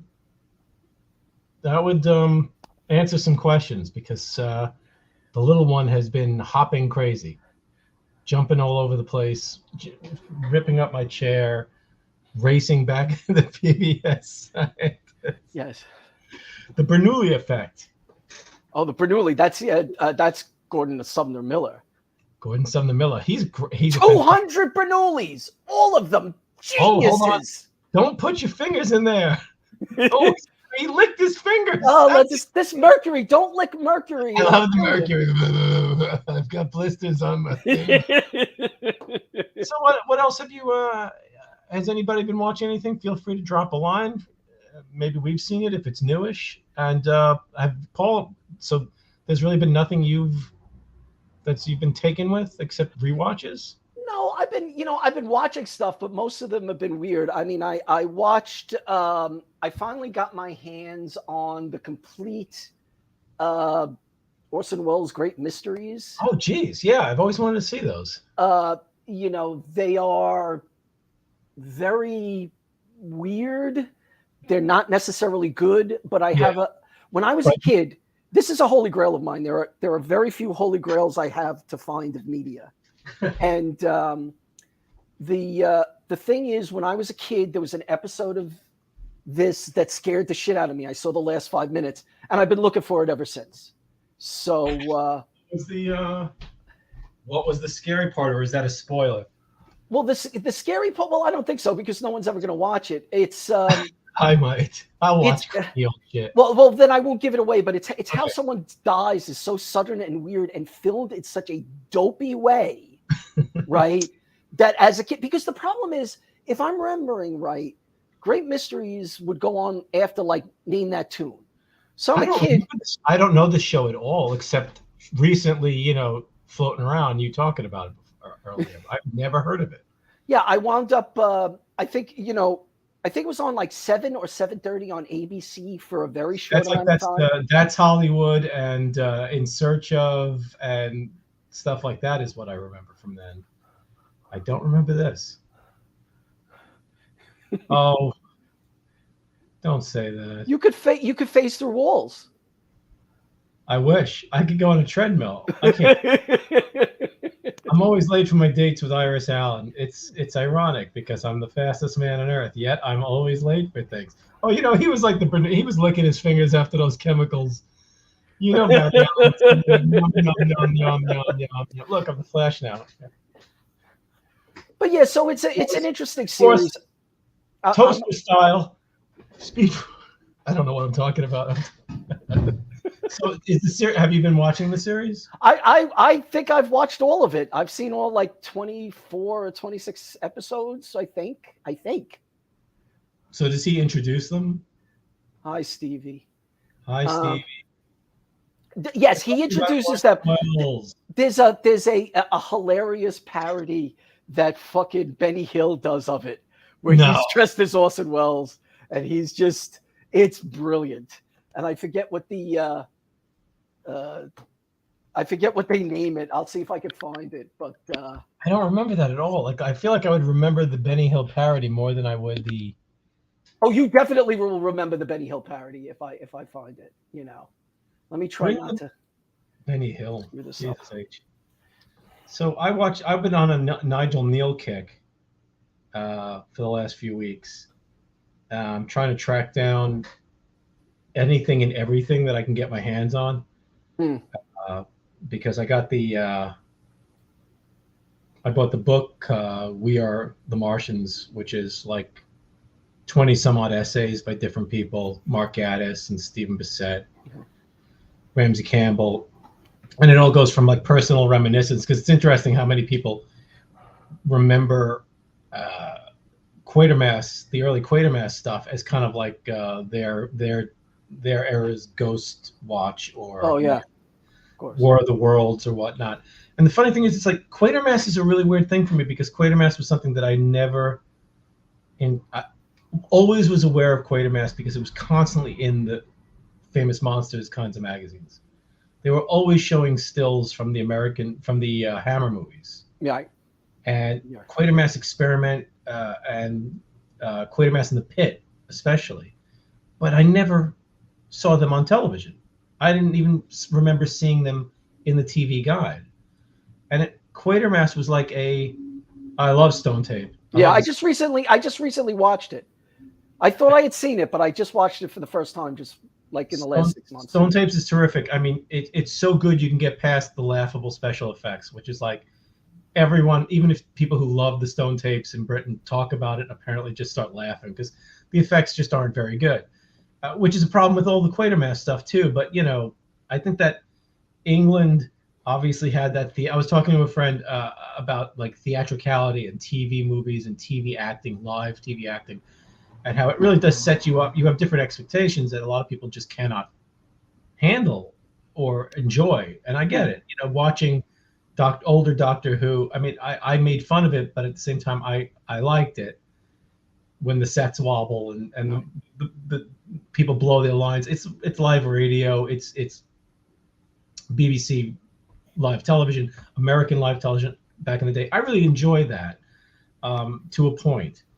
And yeah, Quatermass was apparently like the Quatermass experiment was basically, I had no idea it was a bombshell because it was the first modern British television program.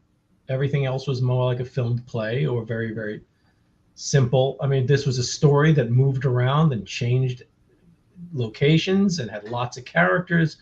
It was also the first science fiction, probably, and it blew people's minds. And unfortunately, only 2 episodes of the serial exist. They've got stills and they've got scripts of the rest, and they've got the Hammer film version of it, which is weird because you get Brian Donlevy, who was Hammer was given the money to make this movie, but they had to have a known overseas actor. That whole, and Donlevy is a bully. And Quatermass is this like kind of kind-hearted humanist scientist who, you know, he's not one of those scientists like from the Thing from Another World or anything like that. He's not a nut job. And Brian Donlevy's like a gangster who's just yelling at everyone for an hour. So I rewatched the Quatermass Experiment, which I think is also called the Creeping Unknown. I believe so. And, you know, the funny thing is as I'm reading the book and I'm weighing stuff and then I'm watching things, because I didn't want to read about anything until I had seen it. When I had seen the movie, Sarah and I had watched it many, many years ago, and I had watched the first 2 Quatermasses. But it was interesting to just, and I'm also listening to this thing called the Bergcast, which is a dedicated Nigel Neal podcast that these guys in the UK do, which is really well done. I mean, they don't care how long they talk. They're very interesting. They have good guests, and they love the subject. And so it was all really just fascinating to watch this stuff, seeing people think, reading how people thought about it. Plus, I was half out of my mind on withdrawal, so it was just a really bizarre experience. But the serial is really it's really problematic because it's really early, it's really stagey, and it's really trying to figure out how television works. Which is a plus in a lot of ways because they're doing fascinating things that are almost like comic book like, having multiple characters lined up in a row and then switching dialogue off and then leaving camera as their character has explained their part of the introduction. It's fascinating, you know, having the way characters move in and move out, and just Neil's dialogue, and to see his particular writing style is locked in right from the get-go, what his interests are and what he likes to put science and the supernatural, folk lore, and people in small towns and their beliefs and their attitudes, all mixed together, and there's some humor, but it's really interesting to see him throw you know, monsters and tech, and he does it throughout Quatermass, and then he does it in the Stone Tapes. He does it in things that unfortunately are wiped or lost in Beasts, his miniseries. Right. But it was really interesting because a lot of Neil fans despise the Quatermass Hammer film, the first 2 or the first one, right? Because it's not Nigel Neal's Quatermass. He didn't write it. It's not his character. Donlevy is actually hilarious in a way to watch because he's just so bull in a china shop. I mean, his character is written that way purposely. I thought it was Hammer. I don't know. I think no, it is Hammer. It's got to be Hammer because I don't know what ITC is exactly. Sorry, John, but it is Hammer because Nigel Neal had a falling out with Hammer, and Hammer and the BBC both had weird issues with Quatermass. Basically, they didn't know anything was going to be worth money, so they will let Nigel Neal kind of have his way. And then they were like, oh shit, we love Quatermass. Quatermass is ours. So there's a lot of weird stuff going on there. I think ITC was the Quatermass conclusion. Actually, now that I think about it, I think the BBC refused to do the fourth Quatermass, and ITC did it in the 80s, I think, or 90s or whatever. And I haven't seen the conclusion. Unfortunately, I've read all about it because I just couldn't help myself. I was really fascinated by how absolutely. Have you seen it? Yes, I actually am not a huge fan of the stuff, but but the thing is, I thought it was interesting how they kind of leaped the character forward in a very desperate way. It wasn't like it's incredibly ballsy and nihilistic. Yes.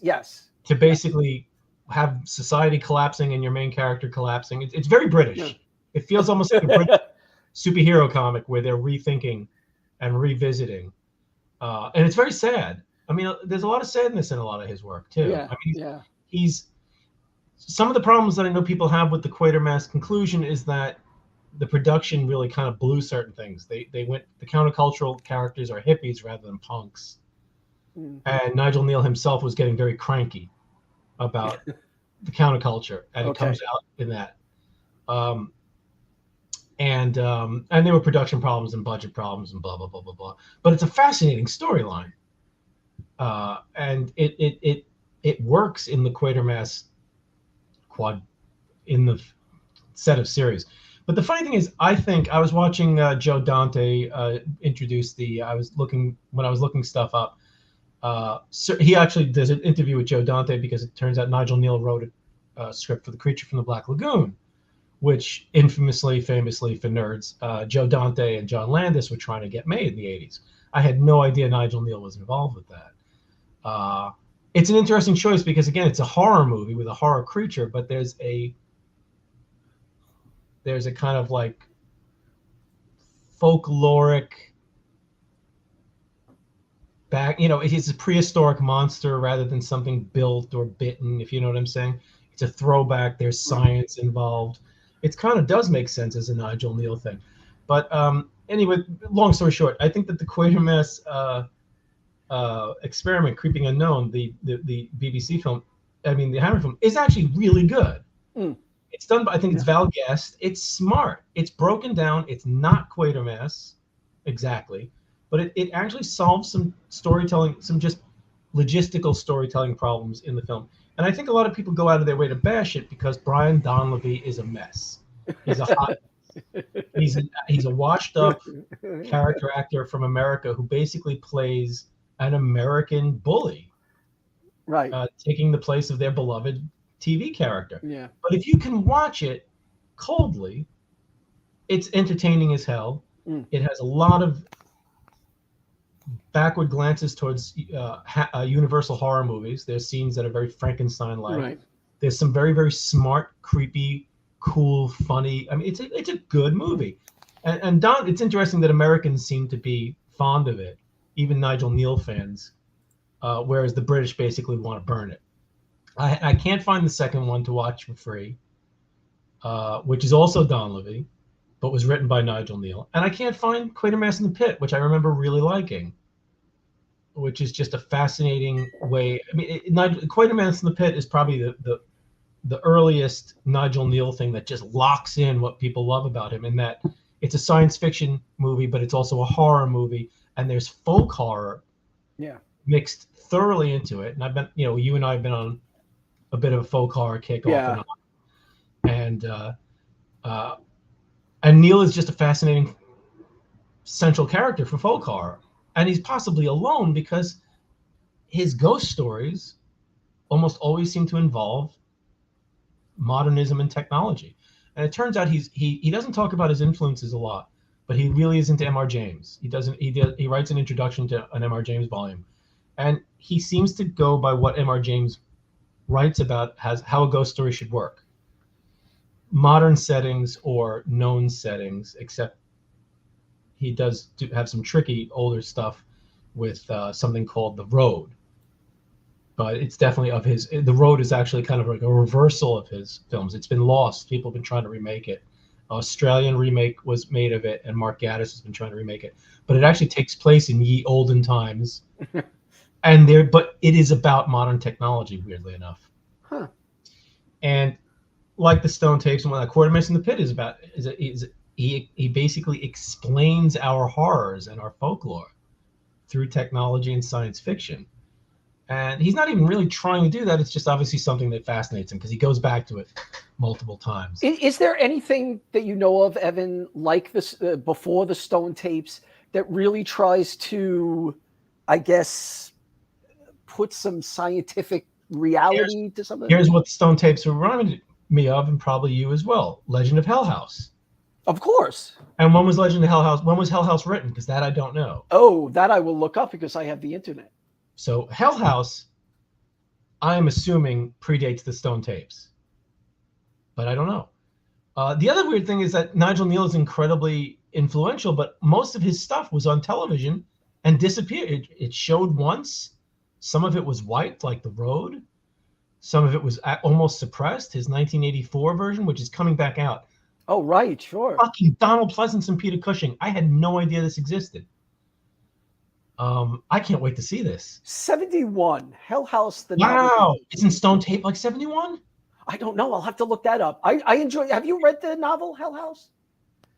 I don't think I have now. You should. It's I've really read Haunting of Hill House, which is, I guess, it's like a science fiction reaction to it. Well, but I always say that if you look at The Haunting and The Legend of Hell House, and Rose Red, they're almost kind of a continuation. Stephen King book? Right? Almost. I don't know. That might have started as a miniseries. I'm not sure if it was a book first, but I don't remember. But it's an interesting continuation of that idea between, are these really ghosts? Are we a little crazy? Oh, now there's science. There's this. I'm sure that we're not aware or overlooking or forgetting earlier novels, and I am sure that there's some Victorian or Gothic things where people have. Oh yeah, of course. Done the sort of yeah. But they didn't do the recording aspect of it. Right. They talked about a site being, some actions being, ghosts being stuck in certain actions. It literally creates the modern ghost hunting genre. And the reality ghost hunting genre. And it's become its own kind of like real theory that people are fascinated by and trying to prove, even though the science is ridiculous. Right. The Stone Tapes is 1972, so a year later. Yeah. Huh. Wow. That's interesting. Yeah. There's a old story that I would assume is an influence on Matheson, but I wouldn't bet money on it, called The House and the Brain. Okay, that's new. And if I remember correctly, The House and the Brain really sounds like the way that his ghost / non-ghost works. Not Marcus. What was the name of the guy? Belasco. You midget son of a bitch. I forget what you son of a bitch. Your mother was 12 inches high and you're little. And right. I didn't understand. When I saw that in the theater, and I wanted to vomit. Well, it's interesting. Jim Higgins and I always argue over that part of it. This just popped up. I am fascinated by that movie. I've watched that a bunch of times. Can people see that? I mean, if people are just listening. No. All our questions come up, Evan. That's why. Yeah, like everybody on Earth could see this. Oh, I don't know if any. Okay, the asphyx is really fascinating. Yes. Yeah. Yes, that's kind of like the the theory that the soul leaves the body, I think, and you weigh less. Right. A lot of spirit photography in that one. It's also 1972. That's interesting. Well, if you remember, the 70s are really the rebirth of that kind of spiritual ESP, new agey time. We're going to get a lot of Bigfoot stuff, a lot of UFO stuff. We're going to get it just went nuts then. Theosophy and UFOs blown up. Yeah. Fort goes back into print. People get Bermuda Triangle. Yeah. I mean, 99% bullshit. 1%. Well, I don't believe in any of it. So yeah. No, I don't believe in any of it either. It's funny. I was just reading about Edith Wharton, the novelist. And she was so scared of ghost stories that she used to burn the books. Really? Really? And she ended up writing. She ended up making basically making her peace with ghost stories. She didn't like the idea that the books were in her house. Huh. She just obviously Really? she had problems. And when somebody asked her, "Do you believe in ghosts?" and she said, "I do not believe in ghosts, but I am afraid of them," which I just thought was the funniest, a really cute, funny answer, because M.R. James would always sidestep it as well. But yeah, the 70s was also the 70s had that big turn of the century revival. Everybody was, you're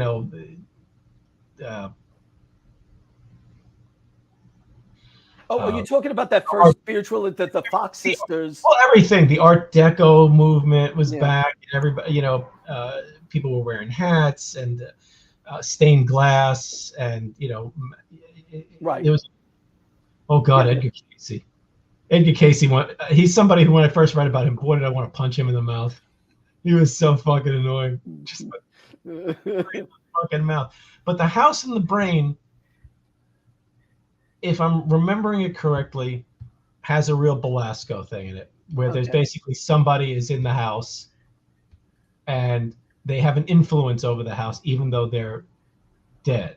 Right. It's not as tech oriented as the others, but it's kind of like the characters in the story, if I remember correct. It was Eden. It's not Eden Nesbitt. I can't remember who did it, but they're like, oh, that's not a ghost. He just did this weird thing, and it's really strange because there's like, I'm trying to remember it. There's like a pendulum and water. I mean, it's a weird device that makes no sense but comes off as really cool.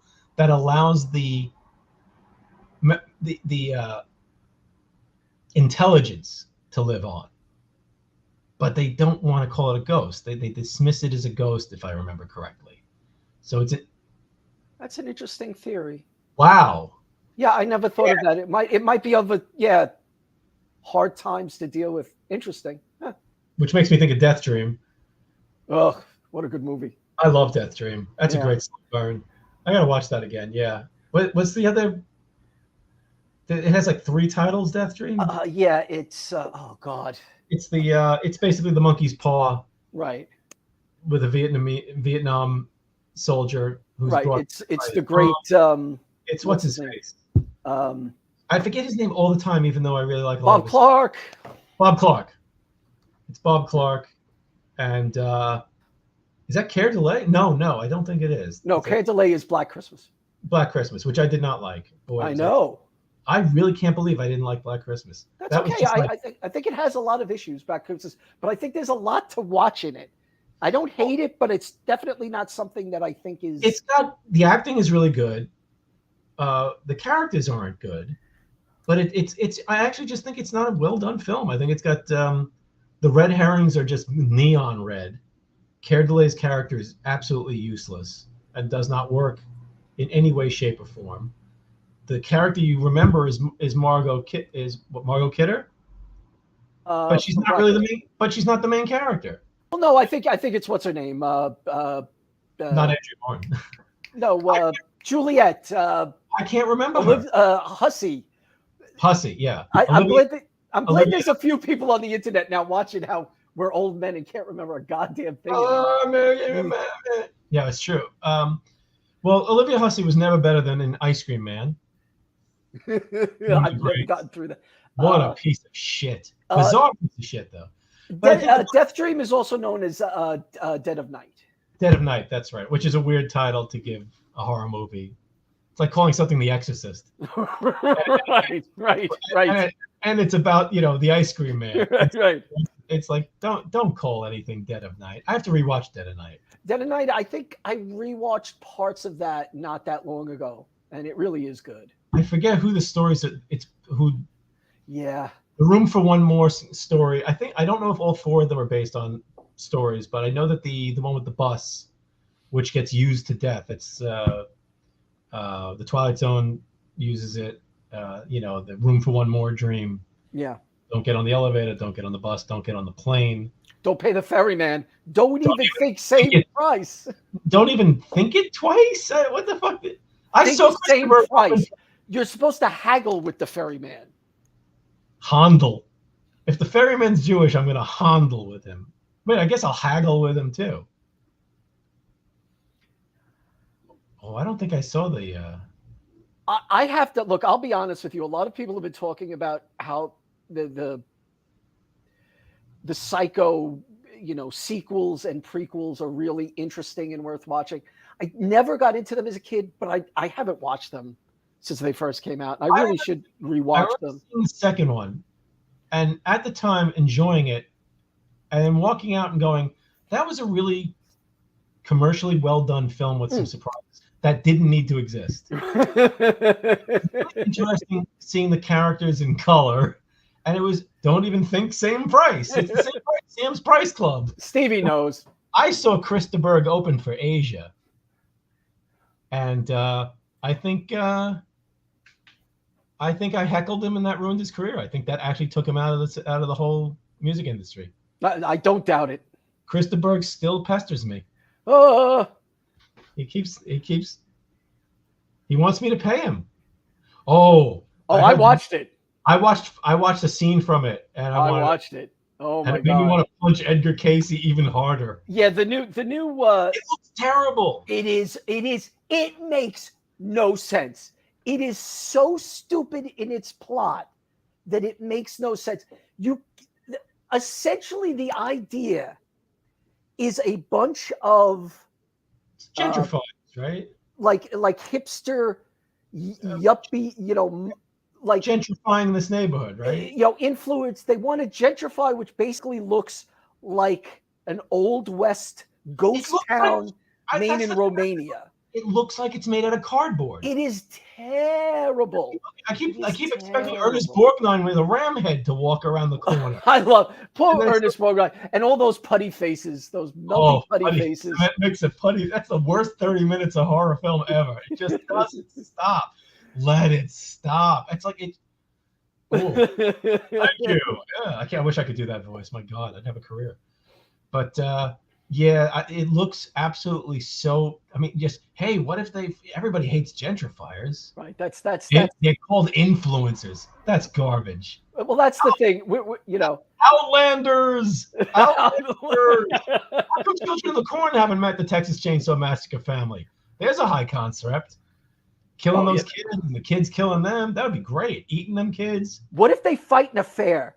Because one group has their corn products, like their corn and mayonnaise and their popcorn, and the other one has the human chili.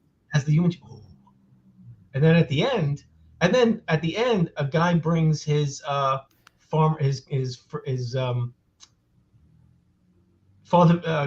Vincent shows up. Okay. At the end, somebody drops something and he picks it up, Freddy picking up. What if Patrick McGowan as the Scarecrow comes and stops them? Who? Patrick McGowan in the Disney the Scarecrow film? The Scarecrow? Yeah.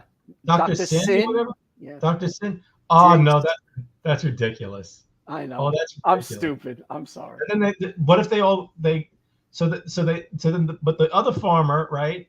There's a motel. The Motel Hell is right near, and he also participates. So you got three there. That's good. Maybe your Scarecrow guy can be in it. All right, whatever. But what if it's the fair is in the town that dreaded sundown? Oh, and then Freddy comes, not Freddy. Jason comes, and he remembers he had a sack over his head first. That's right, and he's pissed. And they mix it up. I think this is really good. Yeah, I think this is really good. But obviously, we've gone beyond our budget. Yeah.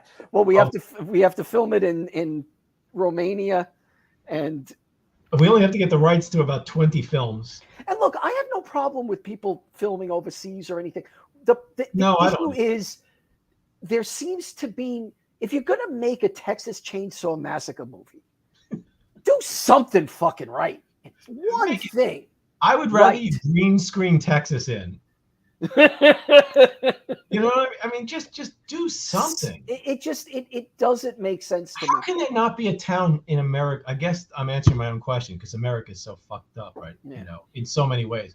How can there not be some joint that you can go make a rural horror movie, and the locals will go, "This is a great idea because you're going to spend money here.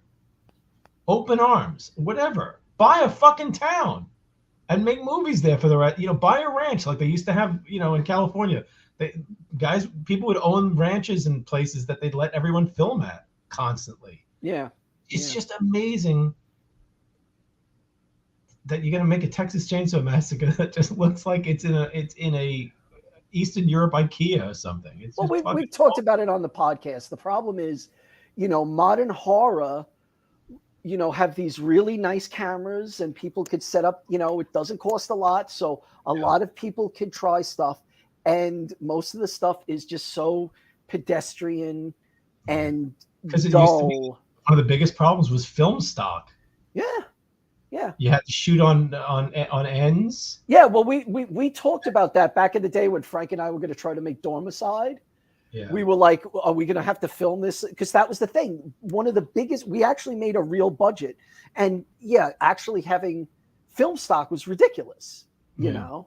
I mean, it was like stripping copper out of houses to get the film stock. Yeah. Which is why so many 70s films and 60s films change color. They're reddish and then they're blown out white.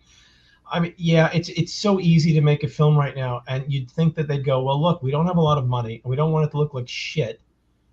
Why don't we write a script that plays to our strengths or what we have available? And instead, it's always just that same damned house out in the middle of nowhere. Right, with basically the same plot. Where it's the asylum. We got a great looking wrecked asylum. And they do nothing with it. Wheelchair. Hey, wheelchair moved.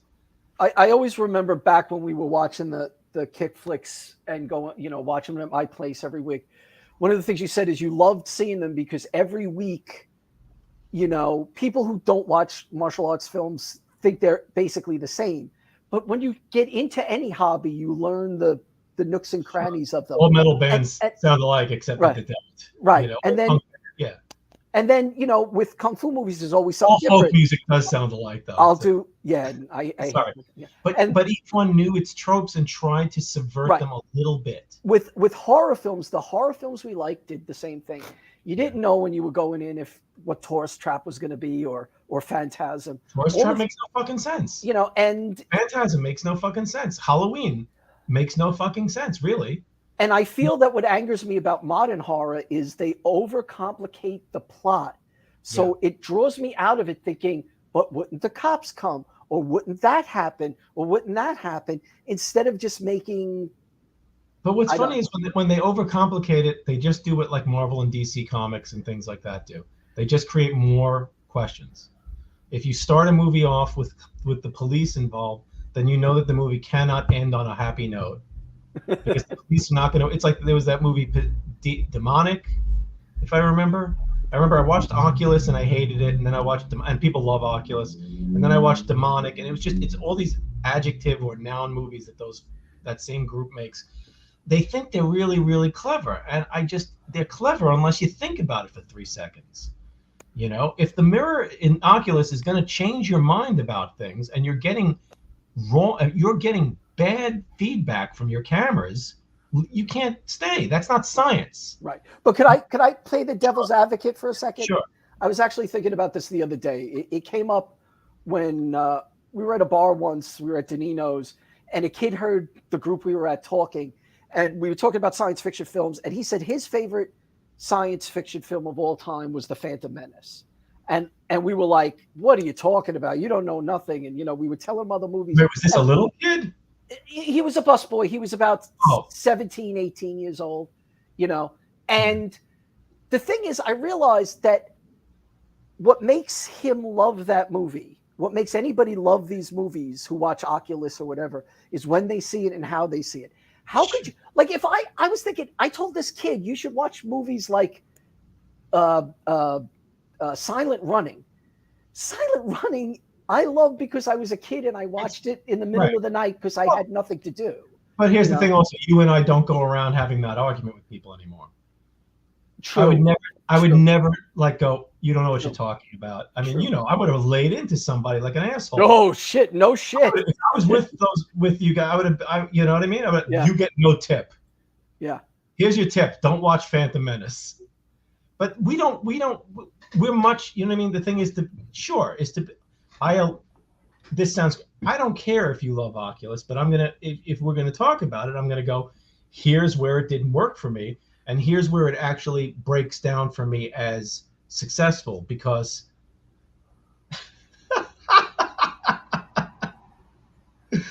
is that if you're going to tell me here's a film made by intelligent people who have tricked the audience with their cleverness, that these characters are smarter than the average horror protagonist, that this woman has set up all these fail safes, and you're watching it and you're going, first of all, from a dramatic point of view, if you have put Chekhov's gun swinging over that mirror, Chekhov's gun is going to shoot that woman in the back of the head. That spike is not going to kill a monster. It's going to kill her or her brother. 2, they telegraph everything. So they go, we got this clever scene with a piece of fruit and a light bulb. Piece of fruit, light bulb. And people love that scene. That's like fucking Psycho to them. Did you see the scene with the light bulb? Yeah, 3 minutes before it happened. How didn't you? And you know what I mean? You can't make people change their mind, and you can't go, didn't you notice from watching enough movies that light bulb was going to be picked up and chewed on? Yeah, and they just practically wrote on it, watch this light bulb. They do that in movies now like crazy. They are constantly giving you rack focus on the object that is going to get used in 3 scenes. The shine on the knife in the kitchen. You know, the joke thing is the kitchen knife rack. Right. You know what I mean? They've been doing that one so long that like they don't. You know what I mean? It's like not having dust come up when a car wreck. You gotta have the knife rack now. Yeah. And they play with it. Sometimes the knife rack you know what I mean? Somebody else uses it, whatever. But I mean, Oculus literally just tells you everyone's doomed. It's just a movie about watching people. 2 kids are doomed and 2 adults are doomed. And it's stupid, because why don't you just have the brother stand outside with a rifle, with a scope? And if shit gets real, the influence would not be touching him, and he can shoot the mirror. You've already stolen the fucking mirror. You're already in fucking trouble. No, Break the fucking mirror. Break the fucking. The movie is just so contrived. You spoiled it for me, Evan. Now I know. Oh, I'm very sorry. You haven't seen Oculus? No. I might. Yeah, I'm sorry. It stinks. It's the people who make all the greatest horror movies that all end on a bad EC comics. The ventriloquist one that it sucks. I know. Yeah, Silent Witness, Silent. People love it, and they're like, "Could you see that trick ending happening?" And I'm like, "No, because it's so stupid. Because dead people smell bad. Well, there's they get flies. Do you know the movie? It's just, there's a difference between a 20-minute Amicus segment. You know what I mean? Yeah. That is just cartoonish and goofy, and here you go. And a movie that actually takes place over the course of days and has police one cop doing investigations. And it does drive me a little mad that it's like, can't you see that? Well, it's not my place. It's not my place to educate people. And who am I to say that they're not educated? But I just think these are bad films, and it drives me nuts that they get a reputation as being intelligent and clever and scary even. Well, I would think as much as we say we've matured when it comes to arguing with people, I think one of the issues is when we're sold something as being not just, oh, I like this movie, but it's great. It's brilliant. It changes it. But that's all marketing today. That's all A24 falls. Oh, yeah. Every film is the next great film. But there's so many people who fool themselves into, the maestro. They gotta call filmmakers things like the maestro, the master. And it's just awful. I have not seen Ready or Not. I've never heard of it. Yeah. I mean, the thing is, there's a difference between what we say on our Old Man podcast and what I would say hanging out with people at a bar that I don't know. Now I'm just, you know what I'm saying? Now I'm just like, wait, are you saying you'd be kinder to the people in the bar? No, I'd fucking ignore them. I wouldn't say anything about Phantom Menace. I'm like, oh, that's great. Okay. And inside, I'd be kicking Edgar Casey in the shins for no other reason than I hate Edgar Casey today. You know, or well, who's the idiot Aleister Crowley, that moron. Oh yeah. Wouldn't mind punching him a few times. Well, he's What a dead. thing. Ooh, look out, I'm a beast. You look like an idiot. Look at nice hat. Nice hat, pal. I bet you think Oculus is brilliant. And demonic is the reason demonic drives me up a wall is because demonic only works if you've only seen like 6 films in your life. If your protagonist is surrounded by cops and there's a mystery with the supernatural, no movie. The same thing happens with Oculus. Oculus actually has somebody. The woman is trying to like reverse a court case. She's trying to prove her father's innocence because of the evil mirror. Because that's going to work in a movie. That work, and the cops are going to save you from the demon, arrest the demon, announce to the newspapers. The cops won't even be honest if it was just a dude with a demon mask. They'll lie about it. So come on. If you see somebody surrounded by the police in the opening scenes of a movie, it's a trick movie already because the guy can't win. The cops can't figure out the supernatural exists. Do you feel like if someone said, "Oh, I saw Oculus, I thought it was a pisser, I had a lot of fun," do you have issues with that still? No. If you want to do the I turn my brain. I'm not good at turning my brain off, and that's not a statement saying that I have the greatest brain on earth, because I am the computer idiot, as it says there. I mean, I can't figure things out. It takes me forever. I mean, I'm not bright about certain things, but I do think I have a pretty good sense of calling bullshit on a screenplay or on a way a text is put together. And I'm not talking about theme. I'm not smart enough to go, oh, let me tell you about the subtext here. I mean, I'm just not good at that kind of thing, unless it's really blatant or I somehow figured it out. Subtext, theme, historical importance. I'm not good with that shit. But if you go A, B, C, D to me, and I go, wait a minute, you don't have B and C in there. You don't have you are missing rungs. Let me just in the logic ladder. I just think this needs to be put up though. God bless your child. That's fantastic. And there's probably a hollow ring like a THX1138 cop. Right. Because there's nothing there. Yeah. Lucas is just old gears. The trick ending to Lucas is that he's a robot. He's a droid. You go, oh no, I put myself in. I use the Lucasfilm sound system and all that. I downloaded all that shit years ago. I'm not really here. Gong, gong, gong, gong. I watch American Graffiti and I don't understand it. It's about humans. I don't get it. It doesn't make sense. I was never married to that Marsha. She never touched my films. I am all in one. Well, I mean, it's funny when you talk about it. I think it really goes again to that idea of the things that bother you or trigger problems when you're watching media. Have you ever seen the film See No Evil? It's from '71. It's got Mia Farrow. She plays a blind woman whose someone in her vicinity is killing people around her. No. And I thought it was very good. It's written by Brian Clemens. Brian Clemens is the guy who brings us, the Steed and Emma Peel. Yeah. I think he wrote a bunch of stuff for Hammer. I think he did.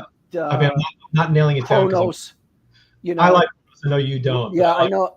But he also did Thriller, the anthology series Thriller, which I think is very, very good.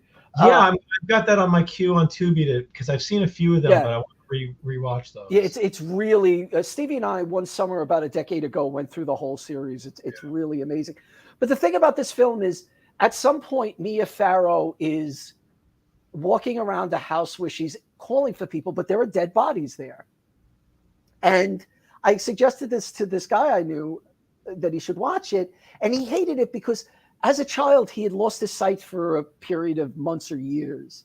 So for him, he goes, you can't have dead bodies laying around. I'm going to smell the dead bodies. I'm going to know this is weird. I'm going to know. So it's one of those things where... Well, in the film of the dead bodies, have they been dumped? They've been there a while? They've been there a while, yeah. Yeah, that's a problem. Right, but for some reason, it didn't bother me. Well, you know what? Here's the thing. It's very case by case for me. As picky as I am, as picky as you can be. if a movie like Phantasm or Tourist Trap just decides, fuck it, and like how I was able to learn to deal with Giallo and enjoy some Argento and that's your biography, how Evan learned to deal with Giallo. That's right. And the thing is, but I'm able to come to some of those films with it's hard because sometimes it's a tonal shift that throws me off. Like I had problems with Return of the Living Dead the first time I watched it because I found the funny stuff really funny, but the scary stuff really scary, and for some reason that bothered me.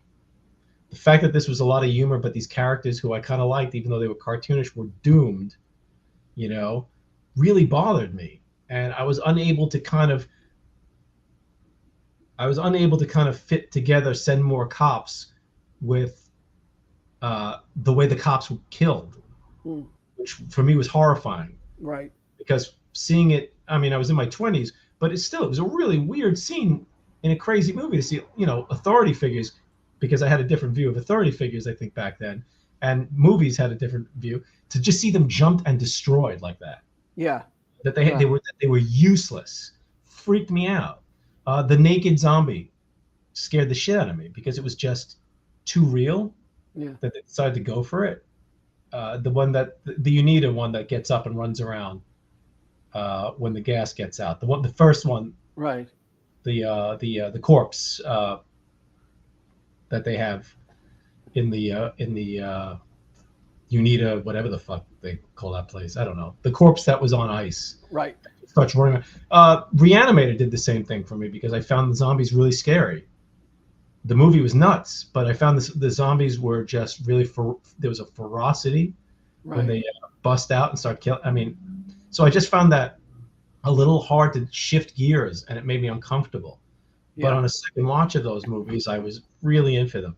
Something like Phantasm, I was just like, this movie's nuts from the beginning. Right. Tourist is nuts from the beginning. Stevie actually says, what's the right club? That's a terrific movie. That's And Soon the Darkness. It's from 1970. Yeah. That movie is very disturbing, very creepy. Well, some people, most of what I've read about it, people didn't like it. I've actually sort of avoided it just because. Are you talking about it was remade with, I think it's Keith Urban, actually. No, this one, I just felt it looked a little distressing to me, which sounds.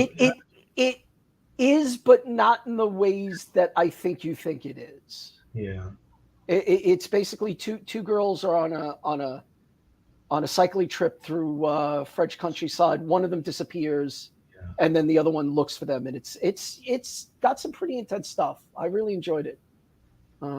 It's funny. That reminded me of a movie that I watched a few months ago. It has nothing to do with that one though, but it's Udo Kier is a writer. Oh, that one! I never got through it. What the hell was that? I can't remember the name of it. It was really weird. It does not pay off. Right. But it's British.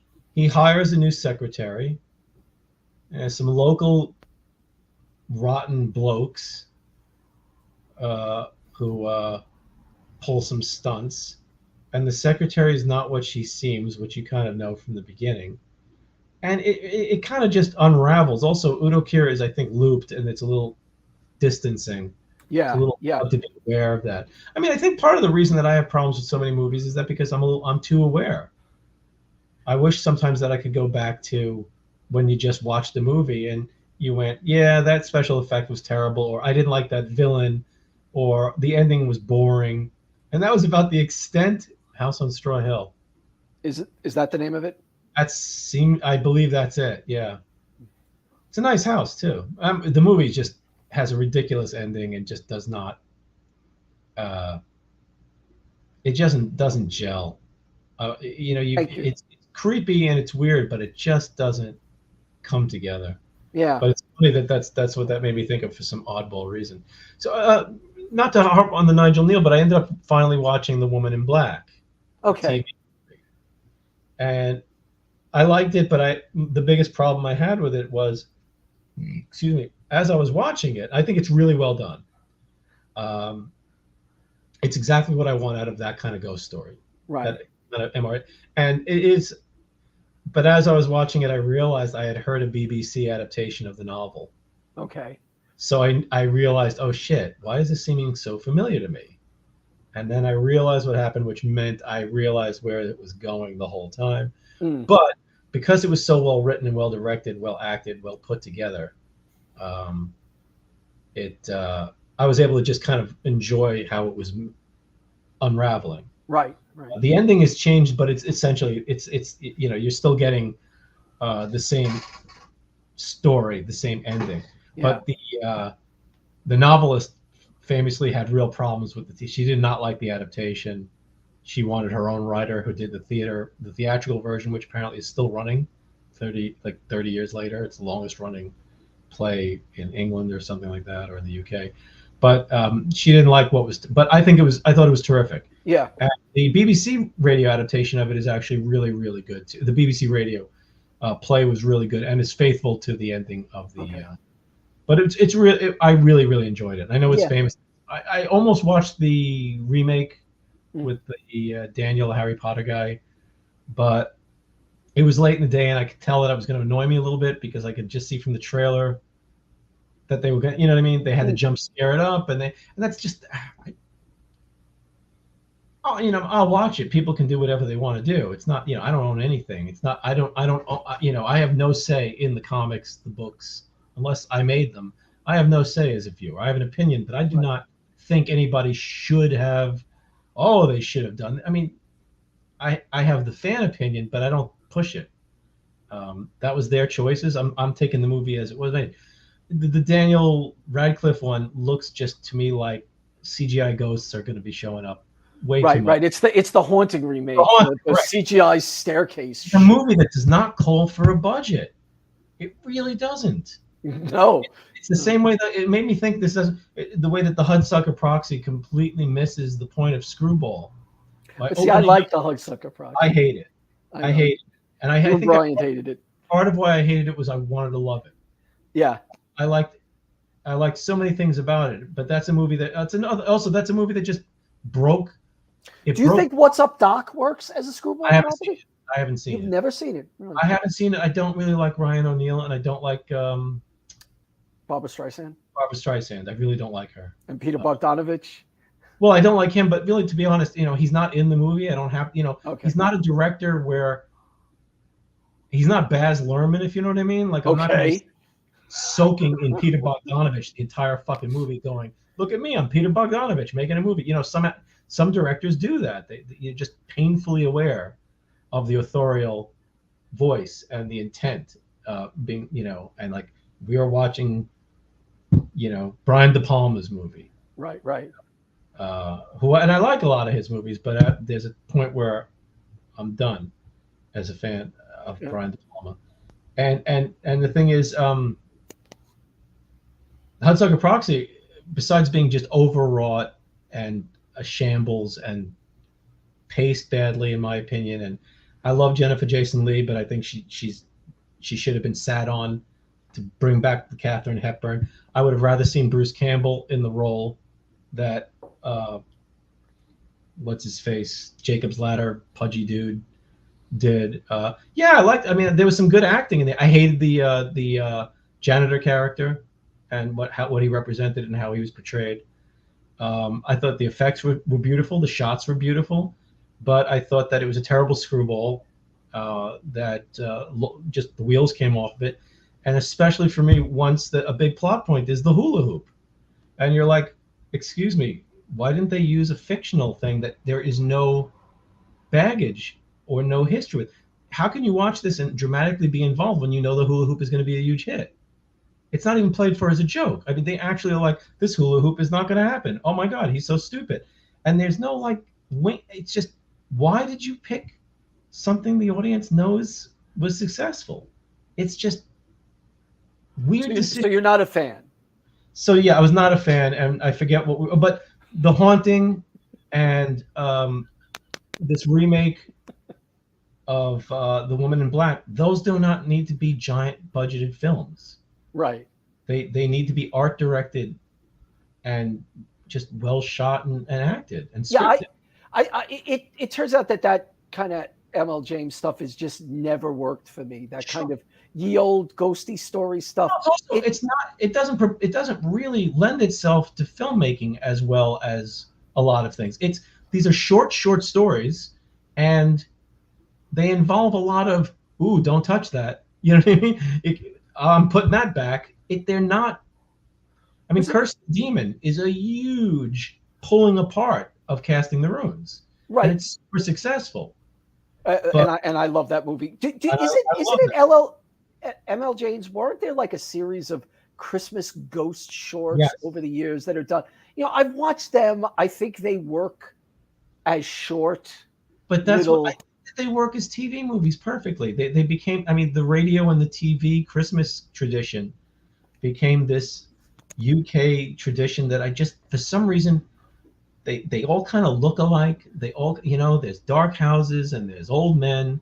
There's very few women, for good or bad, because they're all based on, you know, M.R. James stuff is, you know, he did not like writing women characters. I mean, he's got maybe 3 more than Lovecraft, 5 more, but none of them really participate in the stories on the whole. His stories are terrific chit chat rooms. I mean, they're beautiful. They're stories literally, they were read at Christmas to a group of proctors and students and teachers at these gatherings. And they are fireplace, read in bed, chilly night. I love his work. But to me, they almost work better as radio plays and as short. I mean, there's a reason you're not going to really be seeing a lot of M.R. James adaptations on the big screen with budgets, because they're small stories. Right. They're small stories. It's like why you don't see Algernon Blackwood, you know, because there's a lot of things that are not seen, and movies are about what we like to see. You know, for every Blair Witch, there's a million films that are going to have something ripping the tent apart and killing everybody. And being scary. They just don't lend themselves to films. That doesn't mean that they can't be done, but you know that M.R. James is just he's not the kind of figure that people, you know, he's like Nigel. He's like, you know, more popular than Nigel Neal, but he's still, in the scheme of things, obscure to the average film viewer. And people aren't picking that up and aren't excited about making a sexy M.R. James film or exciting, violent, action-packed. I mean, they're just not. You know, I mean, I say this, but at the same time, a movie like Oculus is actually, it's not a big giant thing either. But I guess those are low budget films they make. I really don't know how the Saw films and all those films that those folks make, that Ty West and James Wan. I mean, they seem to be getting bigger budget and more CGI crazy as they go along. As the directors get more power, but these side films, you know, from the makers of right. No, I think they're fairly cheaply made and knocked out. Yeah. I mean, there definitely are M.R. James stories that you could see them, but I mean, yeah, they're generally old men blowing whistles and something's creepy. Well, yeah, and that's the thing. It's not like, you know, Trilogy of Terror with Prey and you've got a Zuni fetish doll running around. You don't have CGI ghosts aren't gonna come through the window and generally, to be honest, I find CGI ghosts absolutely unscary. I mean, I just find you can almost. I mean, I'm not a tech person at all, but I just go, ooh, pixels. I mean, there's just something. Even a cheap mask to me has more of an effect than the average crazy 13 ghosts. Well, those were mostly effects, but they were over the top. But to me, that, you know, 13 Ghosts in The Haunting is everything wrong with budgeted horror movies for me. It's just more. It's just, you know, you're putting on so much shit on that dish that you made it inedible and unappetizing and just sloppy. And there's too many textures, too many things and colors. I mean, it's just. Yeah, it's like, you know, the ghosts in Ghostbusters are not scary, and I don't find the ghosts in The Haunting or 13 Ghosts or the clips that I saw from the Woman in Black scary. Here comes this big. Why can't something that's behind Daniel Radcliffe in a window be a person? You know, it's creepier in my opinion. I remember there was a really creepy episode of that show Carnival And at the end of the movie, at the end of the episode, there's somebody who's in this horrible situation, and they're behind the curtains, in a fairly long shot. It's really grim looking, and it's just a human being, and it's heartbreaking and creepy. Mm. But there are just people who have, like, I think, no real vision, who just are like, it's got to be a scary CGI ghost for no fucking reason, when it could just be the Scream character behind somebody in the dark, because all you're seeing is a white face with black splotches. I mean, it might be a situation of, it might be a go to bed old man situation with us, though. We might just not like that, Yeah. But it's funny because it's interesting to see what shakes out, and people are still making action figures of, and still making toys of. I went to Target. I was in Target to try to find something, and all the action figures in there are from from when we were 20. Yeah. They live. I mean, the closest thing was something from Pan's Labyrinth, which is not a big bugaboo jump out. I mean, it's interesting to see what really ends up sticking with the culture, both the horror culture and with the larger culture. They're still making King Kong toys. They're still making the Frankenstein monster. This is what was fucking killing me. I almost bought that Frankenstein NECA figure. Okay, sure. And I'm looking at it in Target once, and it's 30-something bucks. Not feeling too. And I put it back, and I'm looking at. They had like 6 of them. Maybe they'll have some more when I come in next. And I'm thinking about it all. I come in the next time I go in next week after 30, they're gone. Oh, that's okay. I realize I'm thinking about it too much. I wanted that stupid figure.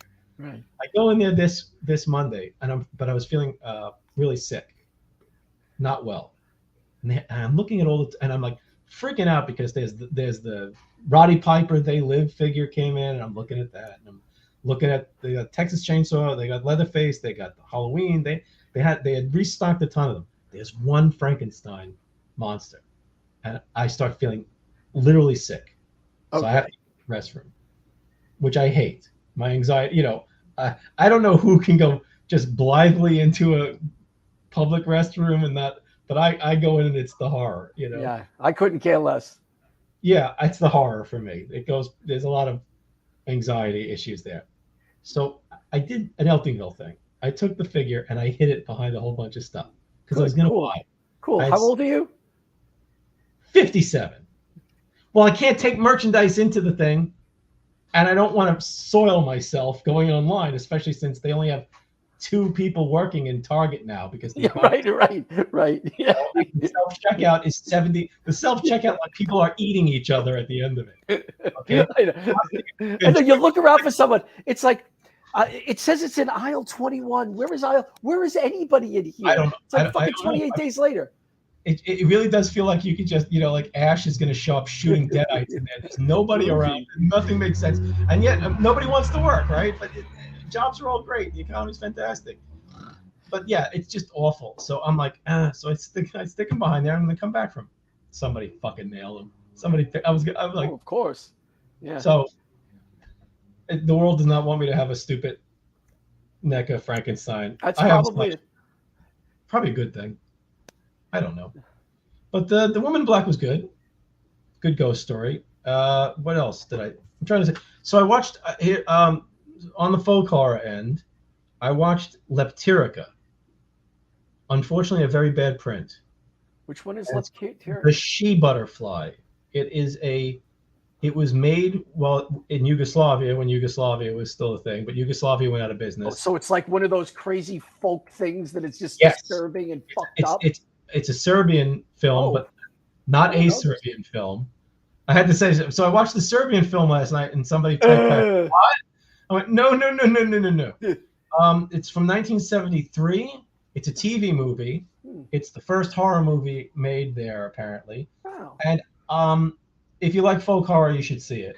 I should watch this. Okay. Yeah, I mean, some people don't like it because it has folklore elements, meaning that, some peasants are getting drunk and laughing a lot. And they didn't like the ribbles. You know what I mean? They didn't like there being any comedy. Right. Or any local color. But I found it creepy and cool. And, it's not, is it brilliant? No. It's short. It's an hour and 3 minutes. It's an hour and something. And it's also interesting because, like the Nigel Neal stuff, it apparently scared the living shit out of a lot of people Oh, sure. because it Yeah. was shown in prime time and Yeah. nothing like it had been made. Yeah. And it actually has some pretty good 70s era atmosphere and what the fuck was that kind of things. Huh. It's an hour. I would Yeah. check it out. Yeah. That led me down a rabbit hole because I knew nothing about it. I wanted to know more about. It's based on a story. I don't. Is it based?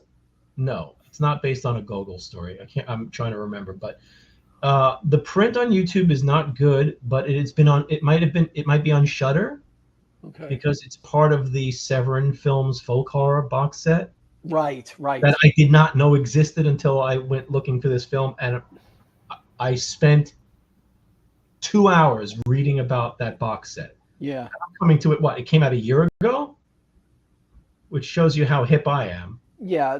A while ago, definitely. Yeah. So here's your horror expert hiding toys in the fucking Target, and I'd never heard of this fucking thing. And this is so up my fucking alley. It's disgusting.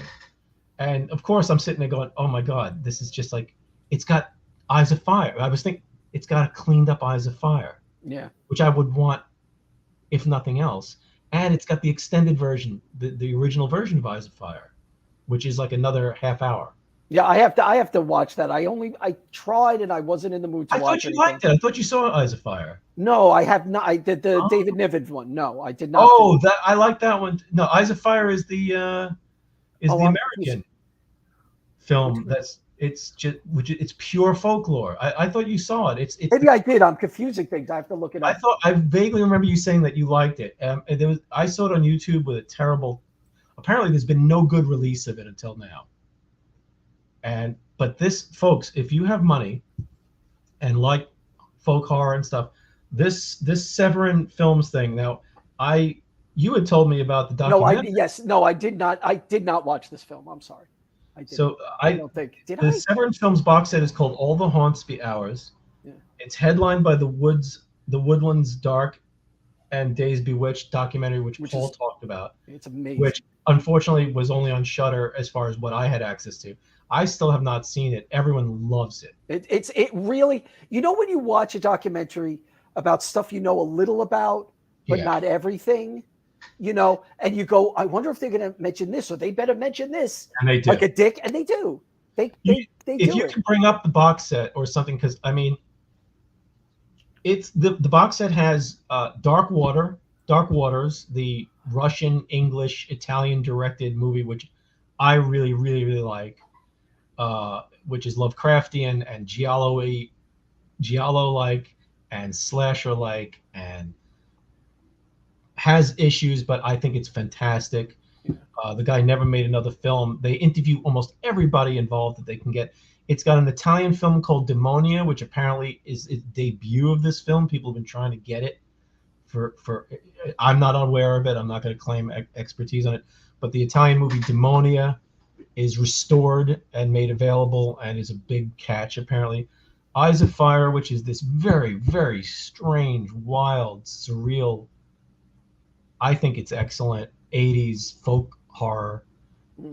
They've restored it. It was never put out in it was never released in a real version. I think the VHS was supposed to be a disaster. They've not only remastered it, but they've restored the original extended version that the director decided to cut down. It's got the documentary. It's got Leptirica cleaned up and remastered. It's got I'm trying to remember what else is in that. I'm looking at Witchhammer. It's got Allison's Birthday, which is interesting. I didn't love it. It's got problems, but it's a neat film. But they basically have like, here's some it's 12 discs or something like that, and there's 2 movies on each disc that are compatible as a double feature, and so many extras because they're giving you short films made by some of these directors, other movies that they're just literally throwing in as bonuses because they were late. So there's like 2 Australian movies, 2 British. The only movie on this that they probably didn't have to tinker with is A Field in England, because it's fairly recent. Yeah. I'll take a copy of that along with all this other stuff. Well, it also has. Am I pronouncing it right? VIY. It's got V or Vi. Yes, Yeah. it's I got just recently saw that. That was I love really fucked up and beautiful and odd looking. I loved it. You know? Absolutely loved V. Yes, it's got that. I mean, it's got about 8 films that you and I have seen or tried to watch because they were, and they're remastered, and they're like touchstones. If you are curious about folk horror, and you've gotten past Wicker Man, and you've gotten past Witchfinder General and Blood on Satan's Claw, I still have to watch Witchfinder General. Isn't that funny? I've never been able to finish that movie. The reason I haven't watched it is because of reading about it so often and kind of being like, one, it just sounds like a bummer, and it sounds like a historical drama more than anything else, which is fine, but I'm a baby, so I can either watch a ghost or I can watch a historical drama that touches on witch lore and folklore, and I'm always going to pick the one generally that has the monsters because I'm a baby. I can't remember. Do you see anything else on there that? Dark Waters, which I think you really love. I love Dark Waters, which I have not seen. I mean, I don't want to oversell it. Dark Waters has issues, but I think it's beautiful. Weird. The thing I love about folk horror is the unsettling nature of it. Why is that character over there doing that? Looking that way. What do these stones mean? How does that guy live here? Why is there a hut on this island? What did he mean by that? I love that. Yeah. I love that kind of easing into it, and then very often at the end it is just a nightmare. Have you seen Penda's Fen? Yes, they have it. Yeah, I was looking at that. That blew me away. That one was really that's right. That's the one that I was thinking about. I thought you had seen Eyes on Fire, but I knew that you enjoyed Penda's Fen. Oh. They remastered that off, I think, the best BBC print or whoever made it. Right. Everything Severin has gone and gotten basically. I just couldn't stop. They got the best source possible for all of these things, and then they just started. They've got soundtracks, interviews, short films by the filmmakers. Some of these people never made another film or made very few films. I mean, I'm really bad at watching the extras on. Yeah, I never do. But this, I literally just want to go step by step through these films. And the reviews I've seen of these things are just that it's an amazing box set. Even if you don't like some of the films, there's a Canadian film that they think is tangentially folk horror, but Clear Cut? Graham Greene? Yes, I just watched that. I actually was. It's weird because I think I wrote, does North America's contribution to folk horror, is it capitalism? Because it looks terrific. But it doesn't look very folk horror from what people are saying. That they've added there's a few things in here that are kind of like, is it or isn't it? But they felt that it's important films, unseen films, and that they fit. I don't think. I mean, basically, Clear Cut's about a logging company that's displacing a bunch of people, and there's a lawyer who's trying to fight for the people. He's like, Graham Greene shows up and just they go on a weird journey, and there's a guy, and it's odd. It's very odd. There is one shot near the end that just lives in your mind. It's just a beautiful shot, and I think. Well, because the thing is, when you're defining folk horror, for me, I always get caught up that I think it's interesting that you could have, like in America, we have witch movies, right? There are witches, right? Mm-hmm. And British films have folk horror, which might have witches with them. But folk horror seems to be more connected to the land, to the forest. Witches might be connected with it, but it doesn't have to be witches. So I always lean to folk horror being, there's something that's happening in the land, something that's older than Christianity. Right. That's what the fuck is that? So, it's basically a lot of folk horror is this. I'm not good at defining it either. And in fact, everybody seems to grapple it to some point. Like, is Wake in Fright folk horror? is there a cultural aspect to folk horror, an invisible, and I've seen people mention Wake and Fright discussing the box set, and it's not in there, and discussing other things. I mean, it's an open field, right. It's kind of like, it when you can see it. There's ways to shoehorn certain things in. With American films and Canadian films and Australian films, a lot of it tends to deal with the native people and the land. You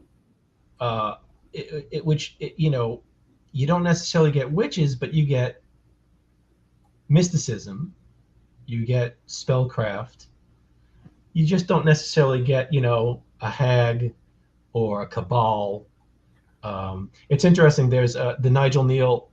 It's on YouTube, and it predates his Beast series. And Beast has several episodes. It has one episode called Baby, which is dead on folk horror, and it's really good. It's the generally best received and most remembered and well liked. And again, it's interesting how folk horror has that thing that stays with you. It's like you watch a folk horror, a piece of and there's almost, even in bad folk horror, you're not enjoying the movie, or it's dredged, or it's more exploited. There is some one thing that sticks because it feels real almost. It feels part of the land, part of culture. Not necessarily real in the sense of that it happened, but that it was believed in, that it was really believed in. Like something like The Wailing, which I did not like on the whole. Right, I didn't. The whole sequence where the wizard character, that all just was kind of creepy as hell, because they researched that. Obviously, that wasn't made up. Right. It was, when you see the chicken blood, or when you see a baby sacrifice and stuff like that, it always kind of hurts and creeps you out more, because it's not just, D&D or Conan or monsters that come in for you, or knives. The idea that there's some of the stuff that scares me most about things like Wicker Man and movies like that. Now, on the one hand, it's a happy ending. And on the other hand, it's a terrifying ending, because it's the terror, for me, of religious belief and of cultural belief in the supernatural that requires blood.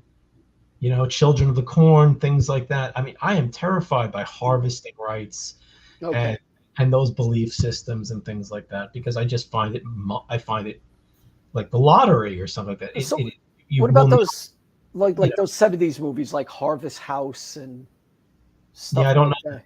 Oh, you haven't seen? I always find that it's often an individual caught up against a religion or a culture that you cannot win. Right. You know what I mean? And very often, some of these films will even portray the culture or the belief as wrong, as superstition, as wrongheaded, or manipulated by members of the cult or of the society to reach certain ends, to blame others or whatnot. And I find that I haven't seen Midsummer. I'd like to see that either. Midsummer is definitely something I want to get around to. But it seems like something to pay attention to, like you were saying earlier on. Yeah. You can't have Winky jumping around. I need to really kind of be in the mood to watch a movie where I'm going to have to pay attention, and then afterwards maybe sit there like, really unhappy and, throw on a Kamen Rider episode to watch guys in rubber fight. But I find folk horror possibly the most effective horror, because because of the cultural aspect, because of the historical aspect. I don't believe in any of it. I don't believe that natives, spoke with this. Yeah, Wicker Man. Well, Wicker Man terrified. The first time I saw Wicker Man, I was so depressed and terrified. My two favorite horror films are the original Carpenter's Halloween and The Wicker Man. And I feel like I could argue a good case that The Wicker Man's the best horror film ever made. The Wicker Man, folk horror, there are people who are really, really wigged out. Like, I'm really wigged out by home invasion movies, but I'm not interested in them. I get nothing out of them. I find them almost assaultive and abusive. And I sit through I still haven't watched Martyrs, and I know that you've talked about Martyrs has a point. Martyrs is different. It's not It's not just exploitation. And I'm fine with exploitation. I'm fine with gore. And it is very exploitive, but I felt that I generally don't want to watch the movie that has a 20-minute rape scene. I don't want to watch. I don't like rape revenge movies. They don't scare me. They upset me. But there's something about folk horror, something like The Wicker Man, and many movies like it, that actually gnaw at me and get into the pit of my. Now, what I want to also say about, I'm a cis guy, so movies are going to hit me differently. But I mean, I have a real problem with rape revenge movies because I find the subject matter is kind of like those movies where drug addict movies or drinking problem movies or sex problem movies, where you get an hour and 45 minutes of titillation and exploitation. Then the revenge kind of makes it all okay. I Spit on Your Grave, I think, is just a fucking awful movie.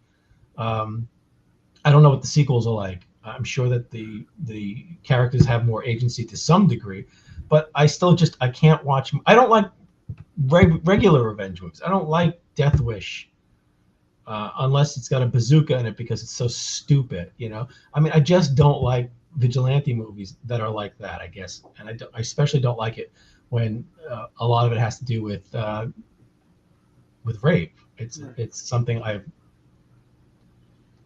wish I could explain it better. But I mean, Wicker Man just made me feel like awful. It just made me feel hopeless. Yeah, that situation was hopeless. But what I love about Wicker Man is it's just people doing shit, and I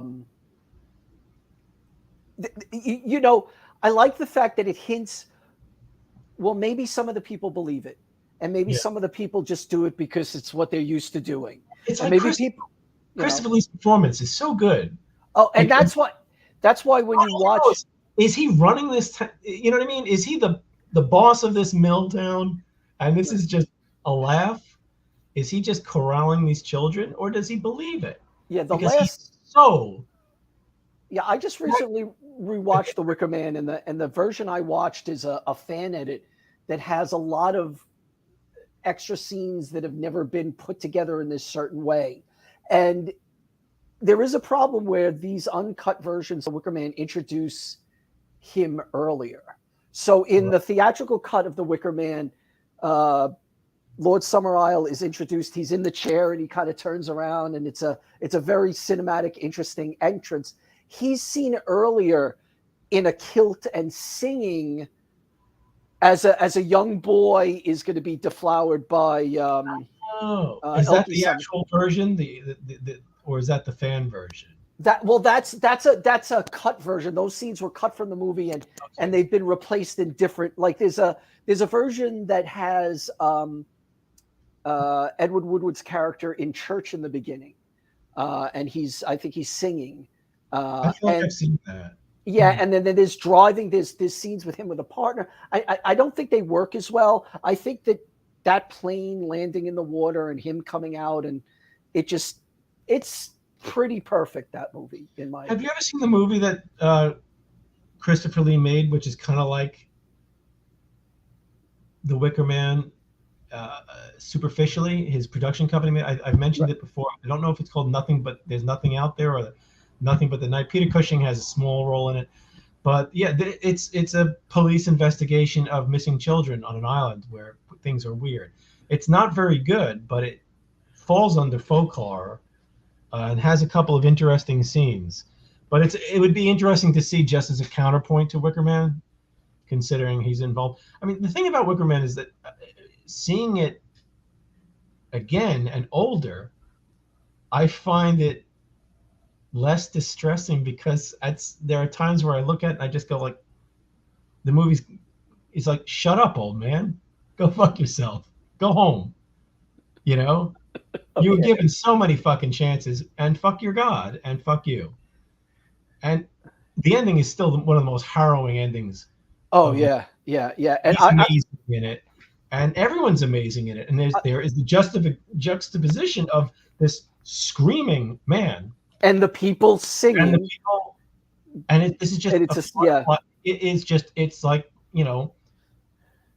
it's really hard to it's just, it is funny to watch the movie and go, I'm going to watch this movie as about a bunch of people who get rid of an asshole. and you know what I mean? It's like, yay, fuck you. He's gone. We're going to have another year or whatever.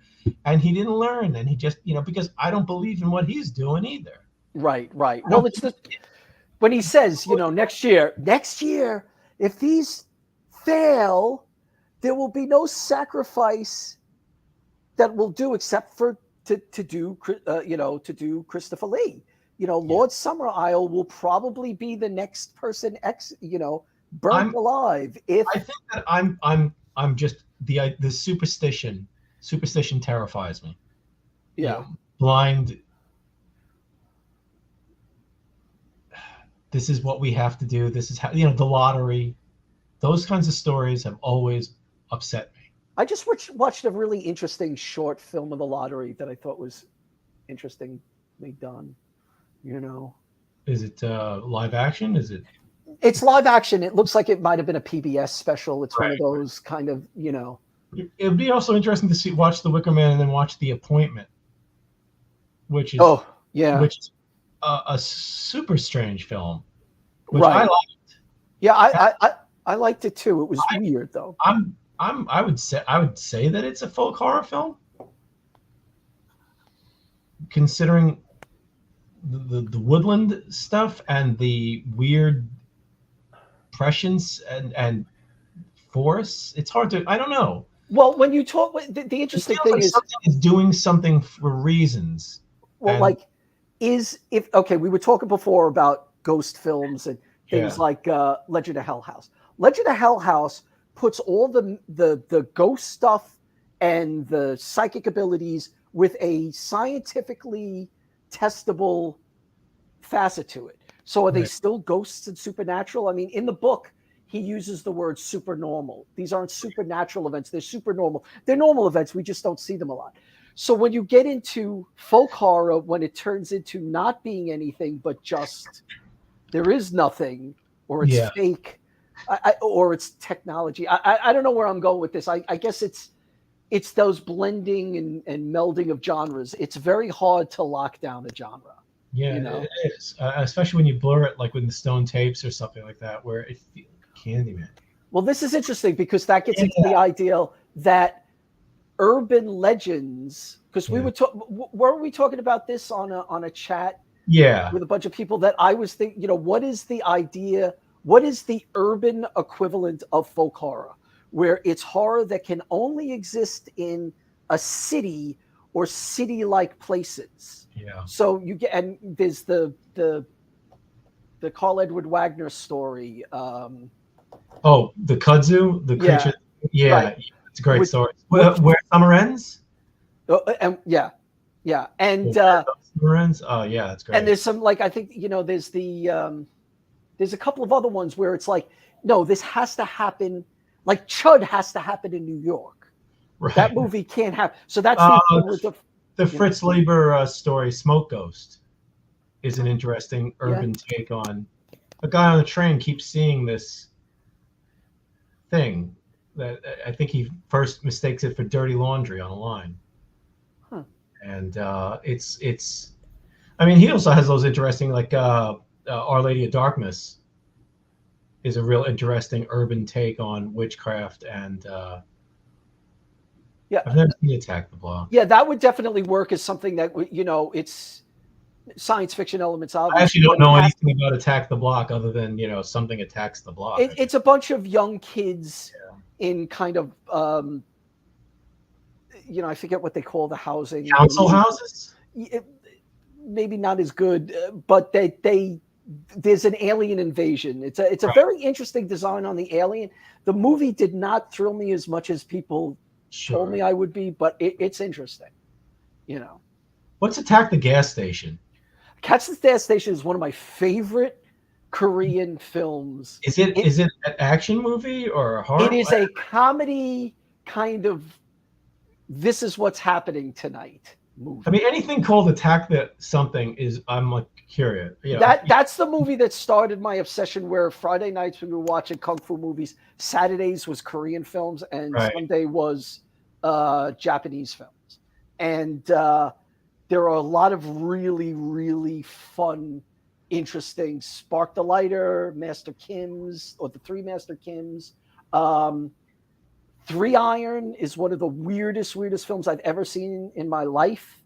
We gotta make some lists to put up. I need them too, because I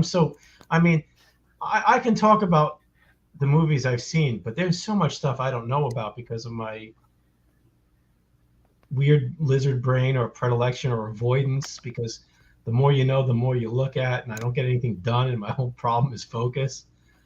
I like Train to Busan quite a bit. Right, I do too.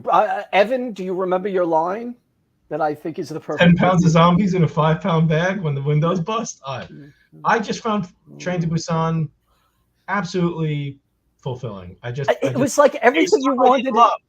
There's stuff I didn't love because it's like I have the zombies shutting down in the dark kind of didn't work for me, to be quite honest, but they needed something. Otherwise, there's real quick tangent. Sarah and Ace saw a movie that was a vampire on a plane. Oh, sure, right, the Netflix movie, right? And they thought I should watch it. They thought it was really good. Yeah, I have not seen that. Yeah, because it's really hard when you limit yourself.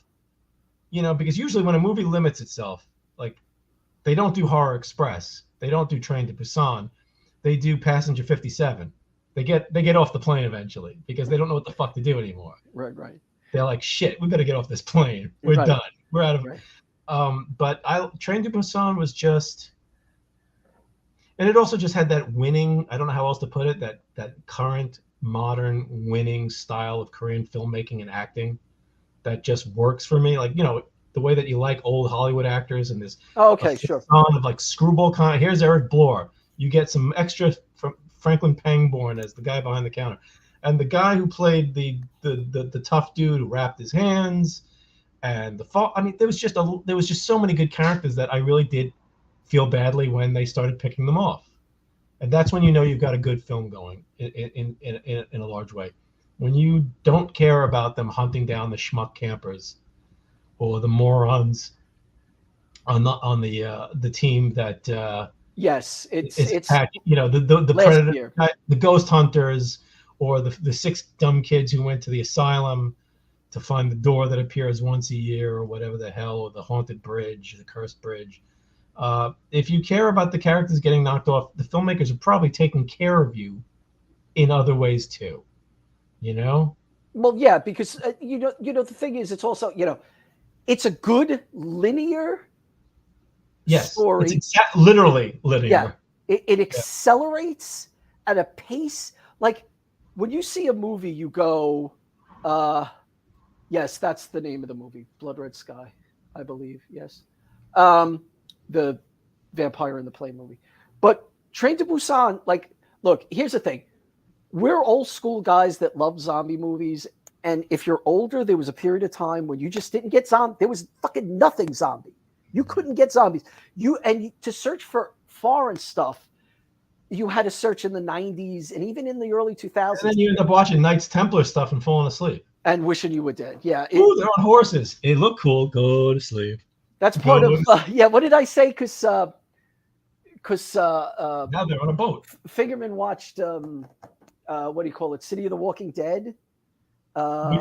When you start saying City and Walking Dead, the plane comes down and the coconut zombies come out. No, wait, isn't that like something City? Blood City? Or is it Nightmare City? Nightmare City. I think it might be both. Who knows? The zombies have knives and have to stab women in the chest for some. Don't give away the weird ending. Oh, sorry. It ends weird. That movie's hilarious. All right, open the hatch. Zombies jump out with hatchets? Who gets hatchets on a plane? Yeah. What? Well, air travel used to be very different. It was more formal. Yeah. You dressed up. They let more things. You were allowed to take drinks on the plane. Yeah. And I guess they'd have like hatchets for things. They had all those little bottles of alcohol. They had pretzels. They had needles. But yeah, but clothes, and they had. But you know what I say when I say coconut-headed zombies, right? There is an Italian genre of makeup with zombies who look like they're fucking made out of coconuts. Yeah, they look like, and some of them look like coconut monkey zombies because they just hammer teeth into Well, them. there's a lot of people like to branch out. The one with, what's the one where the kid becomes the horrible one with the burial ground? Burial ground. Which one? The kid bites his mother. Oh yeah, the kid bites his mother, right? And people come out. It's like, ooh, they come out. That one's got coconut. But what's funny about those movies is they just give up after a while because it's like when the Planet of the Apes movies, they started getting less money. It's like the first one, Stuart Chambers or John Chambers and all them come in here and they go, hey, we're gonna make monkeys. Let's do tests. Oh, this looks good. Put more hair on it. Spend more money. Edward G. Robinson, blah blah. And they make all these monkeys and they look great. They look great. The background monkey's great. All the Mego figures look great. Then they make the next one. It's like, we'll have some eggs, some runny egg people. And then they make the third one. There's almost no monkeys in that one. And then they make the fourth one. And by the fourth one, by the second one, background monkeys start looking bad. That's right. Right. But you do get the shower scene. You do get the sauna scene. Yes, but in the background, you start seeing the immovable masks and people whose eyes aren't lined up. Well, they just love Botox. Those are the older apes that feel like they want to look like younger apes. Those are the apes that bought shit out of the back pages of Famous Monsters and Creepy and Eerie.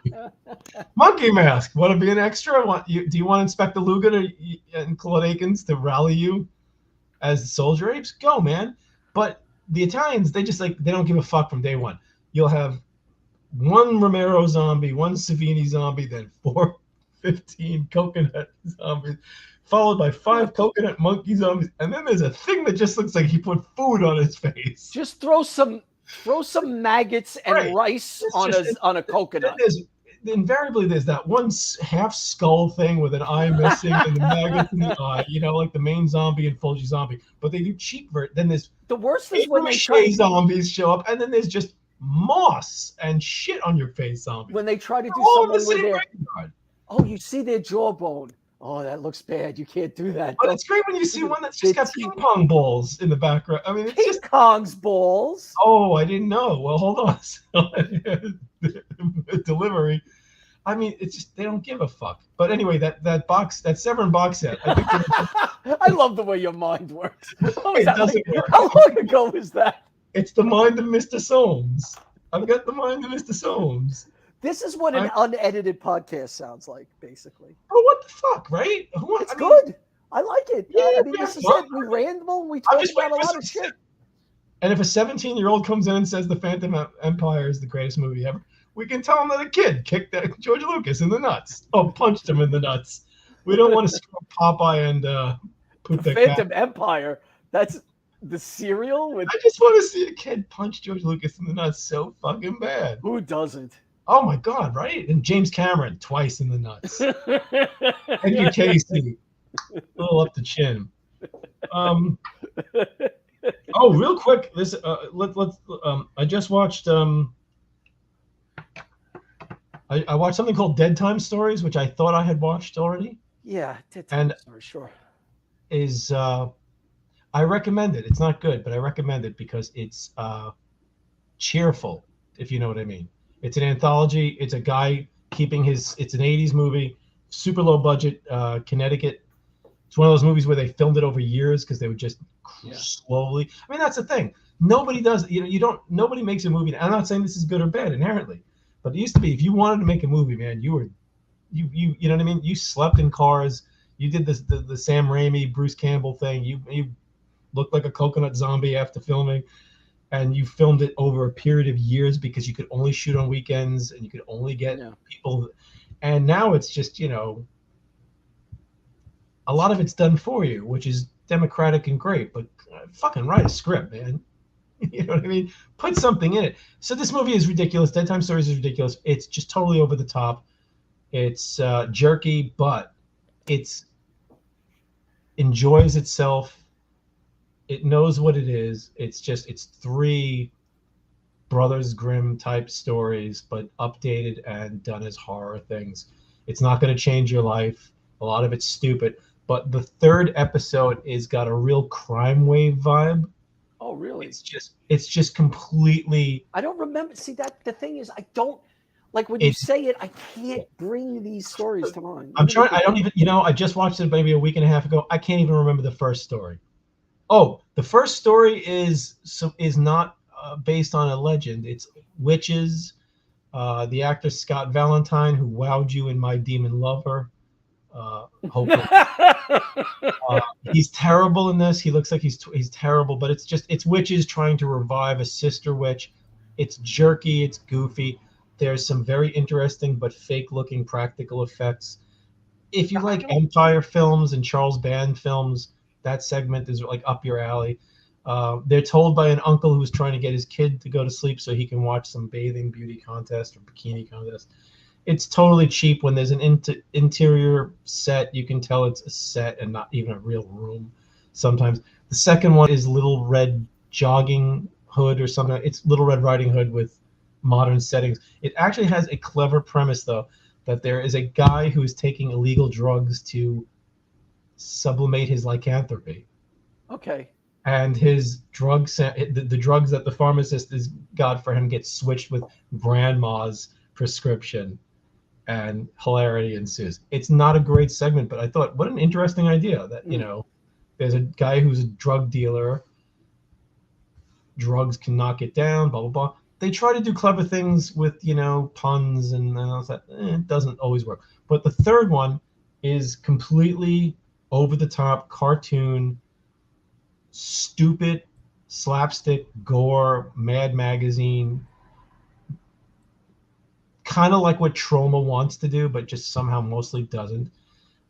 It's this is family of psychos who are the Bears family, and there's a psychic murderess called Goldie Locks, and it's stupid and it's dumb, but they just go for it. It's gung-ho. There's dumb cops, lots of gore, lots of stupidity, but a couple of places where you surprisingly, I laughed out loud because they literally just look at the camera and yell type shit. I mean, it's just, they're having a good time. Yeah. So you might, it's, some of the people actually went on to have careers from this thing. But I laughed, it's the type of thing where people have their hair done funny and they're wearing loud jackets and screaming at each other. It's a 25, it was funny. Yeah. That's on YouTube. After I watched the Leptirica, the she butterfly, which I recommend.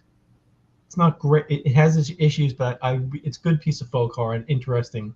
How many Serbian 1979 I watched something called The Wolf from 1983, which is on Tubi. It's Polish. It was very popular. Oh, sure, right. To it, I wanted to like it so hard. It starts off fantastic. It's bleak. It takes place in the 1880s. I had to go look up history stuff afterwards because I could not quite get exactly what the Hussars were pissed about and the Germans are pissed about, the French are not pissed about. The political background of it helped make it popular, but it's called The Wolf or Vilchicha. Vilchacha. I'm not pronouncing it very good. I tried to. I look Wilczzyca. It's not really a werewolf movie because it's also kind of like a vampire movie. It's one of those things where I wish I knew more about the folklore or where it was coming from, because it's another one of these films kind of like The She Butterfly, where you've got that weird Eastern European vampire werewolf ghost witch. It's like a mixture of everything bad. It has elements of lycanthropy. It has elements of vampirism, and it's a weird revenge movie. And the main character is he's got wacky hair, and it's hard to like any of the characters in it.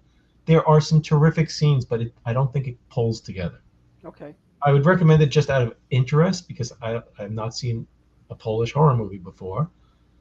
But it starts off so well. It's got the horses and it's got the white, snowy expanses and it's isolation and there's oppression but it gets into a lot of political stuff and it's got two flashbacks that don't really work. And there's a sequel to that. Good enough that I'm curious and interested about it. Right. But I wished it was tighter, and characters. There's just a lot of business that doesn't need to be in there. The main character's brother is an interesting character that you think is important, and he just kind of fades away, and things like that there. And otherwise, I saw the scariest Rob Zombie movie ever made, and that was The Wild and Wonderful Whites of West Virginia. Oh God. And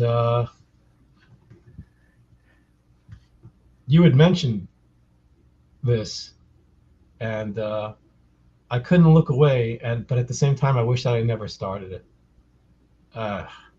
It's a hard movie to say what I think of as a movie. Okay. Because I wanted to slap the filmmakers. I wanted to run away from the family. I was depressed. I was angry. I felt condescending because I felt you know what I mean? The movie just made me feel awful. Yeah, it's something else. And yeah, it's just the only I really did feel like the filmmakers were goading people. Sometimes on screen you could hear them like really trying to get, and it felt exploitative. Very, yeah. And that really bothered me as well. It's like I just kind of like I just disliked everything. I disliked West Virginia, the mining industry, the coal industry. Not Mothman. You can't. Joe Manchin. Mothman. I like Mothman, but I hate the Mothman Prophecies, the book and the movie. I hated both. The guy who wrote the Mothman Prophecies, I would like to have that kid punch him every day. Oh, he passed away. I once went to lunch with John Keel. Really? Yes. Really? Did the table collapse? And he said, "Oh, Mothman." No, there was a thing called the New York Fortean Society that me and Brian and I went to. Pat and I tried to go to one, but we were late. And John Keel. That's funny because I thought these were going to be Frank stories for some reason, but no. No, and John Keel. I went with Dave once, and after the first one, they go, "Hey, if you want to go to a diner," we went with diner, and John Keel told stories. And my impression of John Keel from that little time is I'm not sure if he believed anything was weird or odd, or he just enjoyed. You think he was? Riding them. It was weird the way he presented himself. This was the horse he was riding and making, getting. Well, no, but but I think that even like Charles Fort, one wonders, you know. This was his shtick. I find weird stories and I talk about weird stories and I write them. Charles Fort was a real disappointment for me because while reading it, I was like, what's going on here? It's like this is kind of a goof at the same time as being actual, he's going through the tear sheets, but at the same time, he's thumbing his nose at it seems. Yeah. So I found it a really odd way for Fortean societies to start on a guy who was possibly giving you the air on, hey, stones are falling and now frogs. Isn't this a bunch of shit? Oh, I didn't say it. It's a very, very weird. Yeah. He's also kind of a dull writer, but he great titles, Weird Talents. Well, it was a different time. He was the first one that was willing to go through all these libraries and go to these newspapers and pick up basically what was yellow journalism or sensational pieces that people wrote and would say fish fell from the sky. He would put some snide things in there. And it's like it was neither fish nor fowl, no pun intended. I was like, I don't believe in this, but I want the reportage and not the commentary and snideness, or just give me the snideness on everything, show your hand. But yeah. Well, anyway, we're getting near the 3-hour mark, so I think we're going to be probably closing it. But there's a couple of questions. Hey, I have nowhere to be, and I'm happy to hang out. So if you're, So let's finish these questions up and see what's going on. Roger, who's gone, asked if you're into the retro Star Wars figures. Did I see any retro Star Wars figures? I'm not sure exactly what those are. I mean, are they the Kenner ones? I mean, and he's gone, so we're. Oh, okay. Well, I don't know. So. Oh, that sounds familiar. The model. Shit. Yeah. Damn! It's not the night. Oh, not the it's not the Night Visitor. It's not. Shit. Okay. I have seen this. It's yeah. There's these sleazy women's magazines type thing. The Nightcaller. Is it the Look it up. Nightcaller? He kills this. The alien is like you open your door and there he is. He's like door to door maniac. It's like really. It's not very good, but it's got The some. Nightcaller from Outer Space. That might be it. John Saxon. Yeah. John Saxon screws up and he does some very, very bad hero stuff. Like, hey, why don't you go over there? Oops, I got that person killed. This is mutant humanoids from outer space kidnap young Earth females in order to inbreed and save their species from extinction. Interbreed, sorry. Yeah. That might be it. I don't know. I'm almost positive that involves a photo a magazine. I don't know if it has a modeling agency necessarily, but I think it might be a women's, a lads magazine, and they lure women in, the models in to do photo shoots, and then they kill them. There's some very, very interesting mod stuff going on. Okay, cool. Suits and there's some really interesting set design elements. Like the guy's like, well, first we got to make this modeling, we got to make the magazine office cooler. So they do, some horizontal blinds and weird egg-shaped chairs. Okay. It's not really very good, but I remember very enjoying it. But I think Nightcaller from Outer Space might be what that person's looking for. I hope they're still around, or and answer stuff in notes or something later. Yeah, we'll try to track them down. So I guess I have one last thing to put up, but I just would like to thank everybody. This was really fun. A lot of people. Yeah, a lot of questions. I hope if I didn't get to something and I didn't get to you, I'm sorry. I'm trying to do a bunch of things at once. Drop us a line on Twitter or you can find us individually on Instagram. I mean, yeah, please. Right. Feel free to ask Paul and I anything. I mean, we like doing this. And I would like this was really great to hang out and see you, Paul, and just talk because things have been really. Yeah, we hope everybody stays safe, and the world's weird. I'd like to end on the title of Benny Hill's spoof. Oh, excellent! See, you brought this back. Good callback. Of that is The Great Mysteries of Orson Buggy, which is beautiful comedy. I hope everyone had a good night. Juba-galoo-brew. So hold on for a second. Hold on, Evan, for a second. I'm gonna end the broadcast and say to everyone, good night. Thank you, everybody. Good night, everybody. Hopefully we'll be recording soon. Good night. And back. And I'm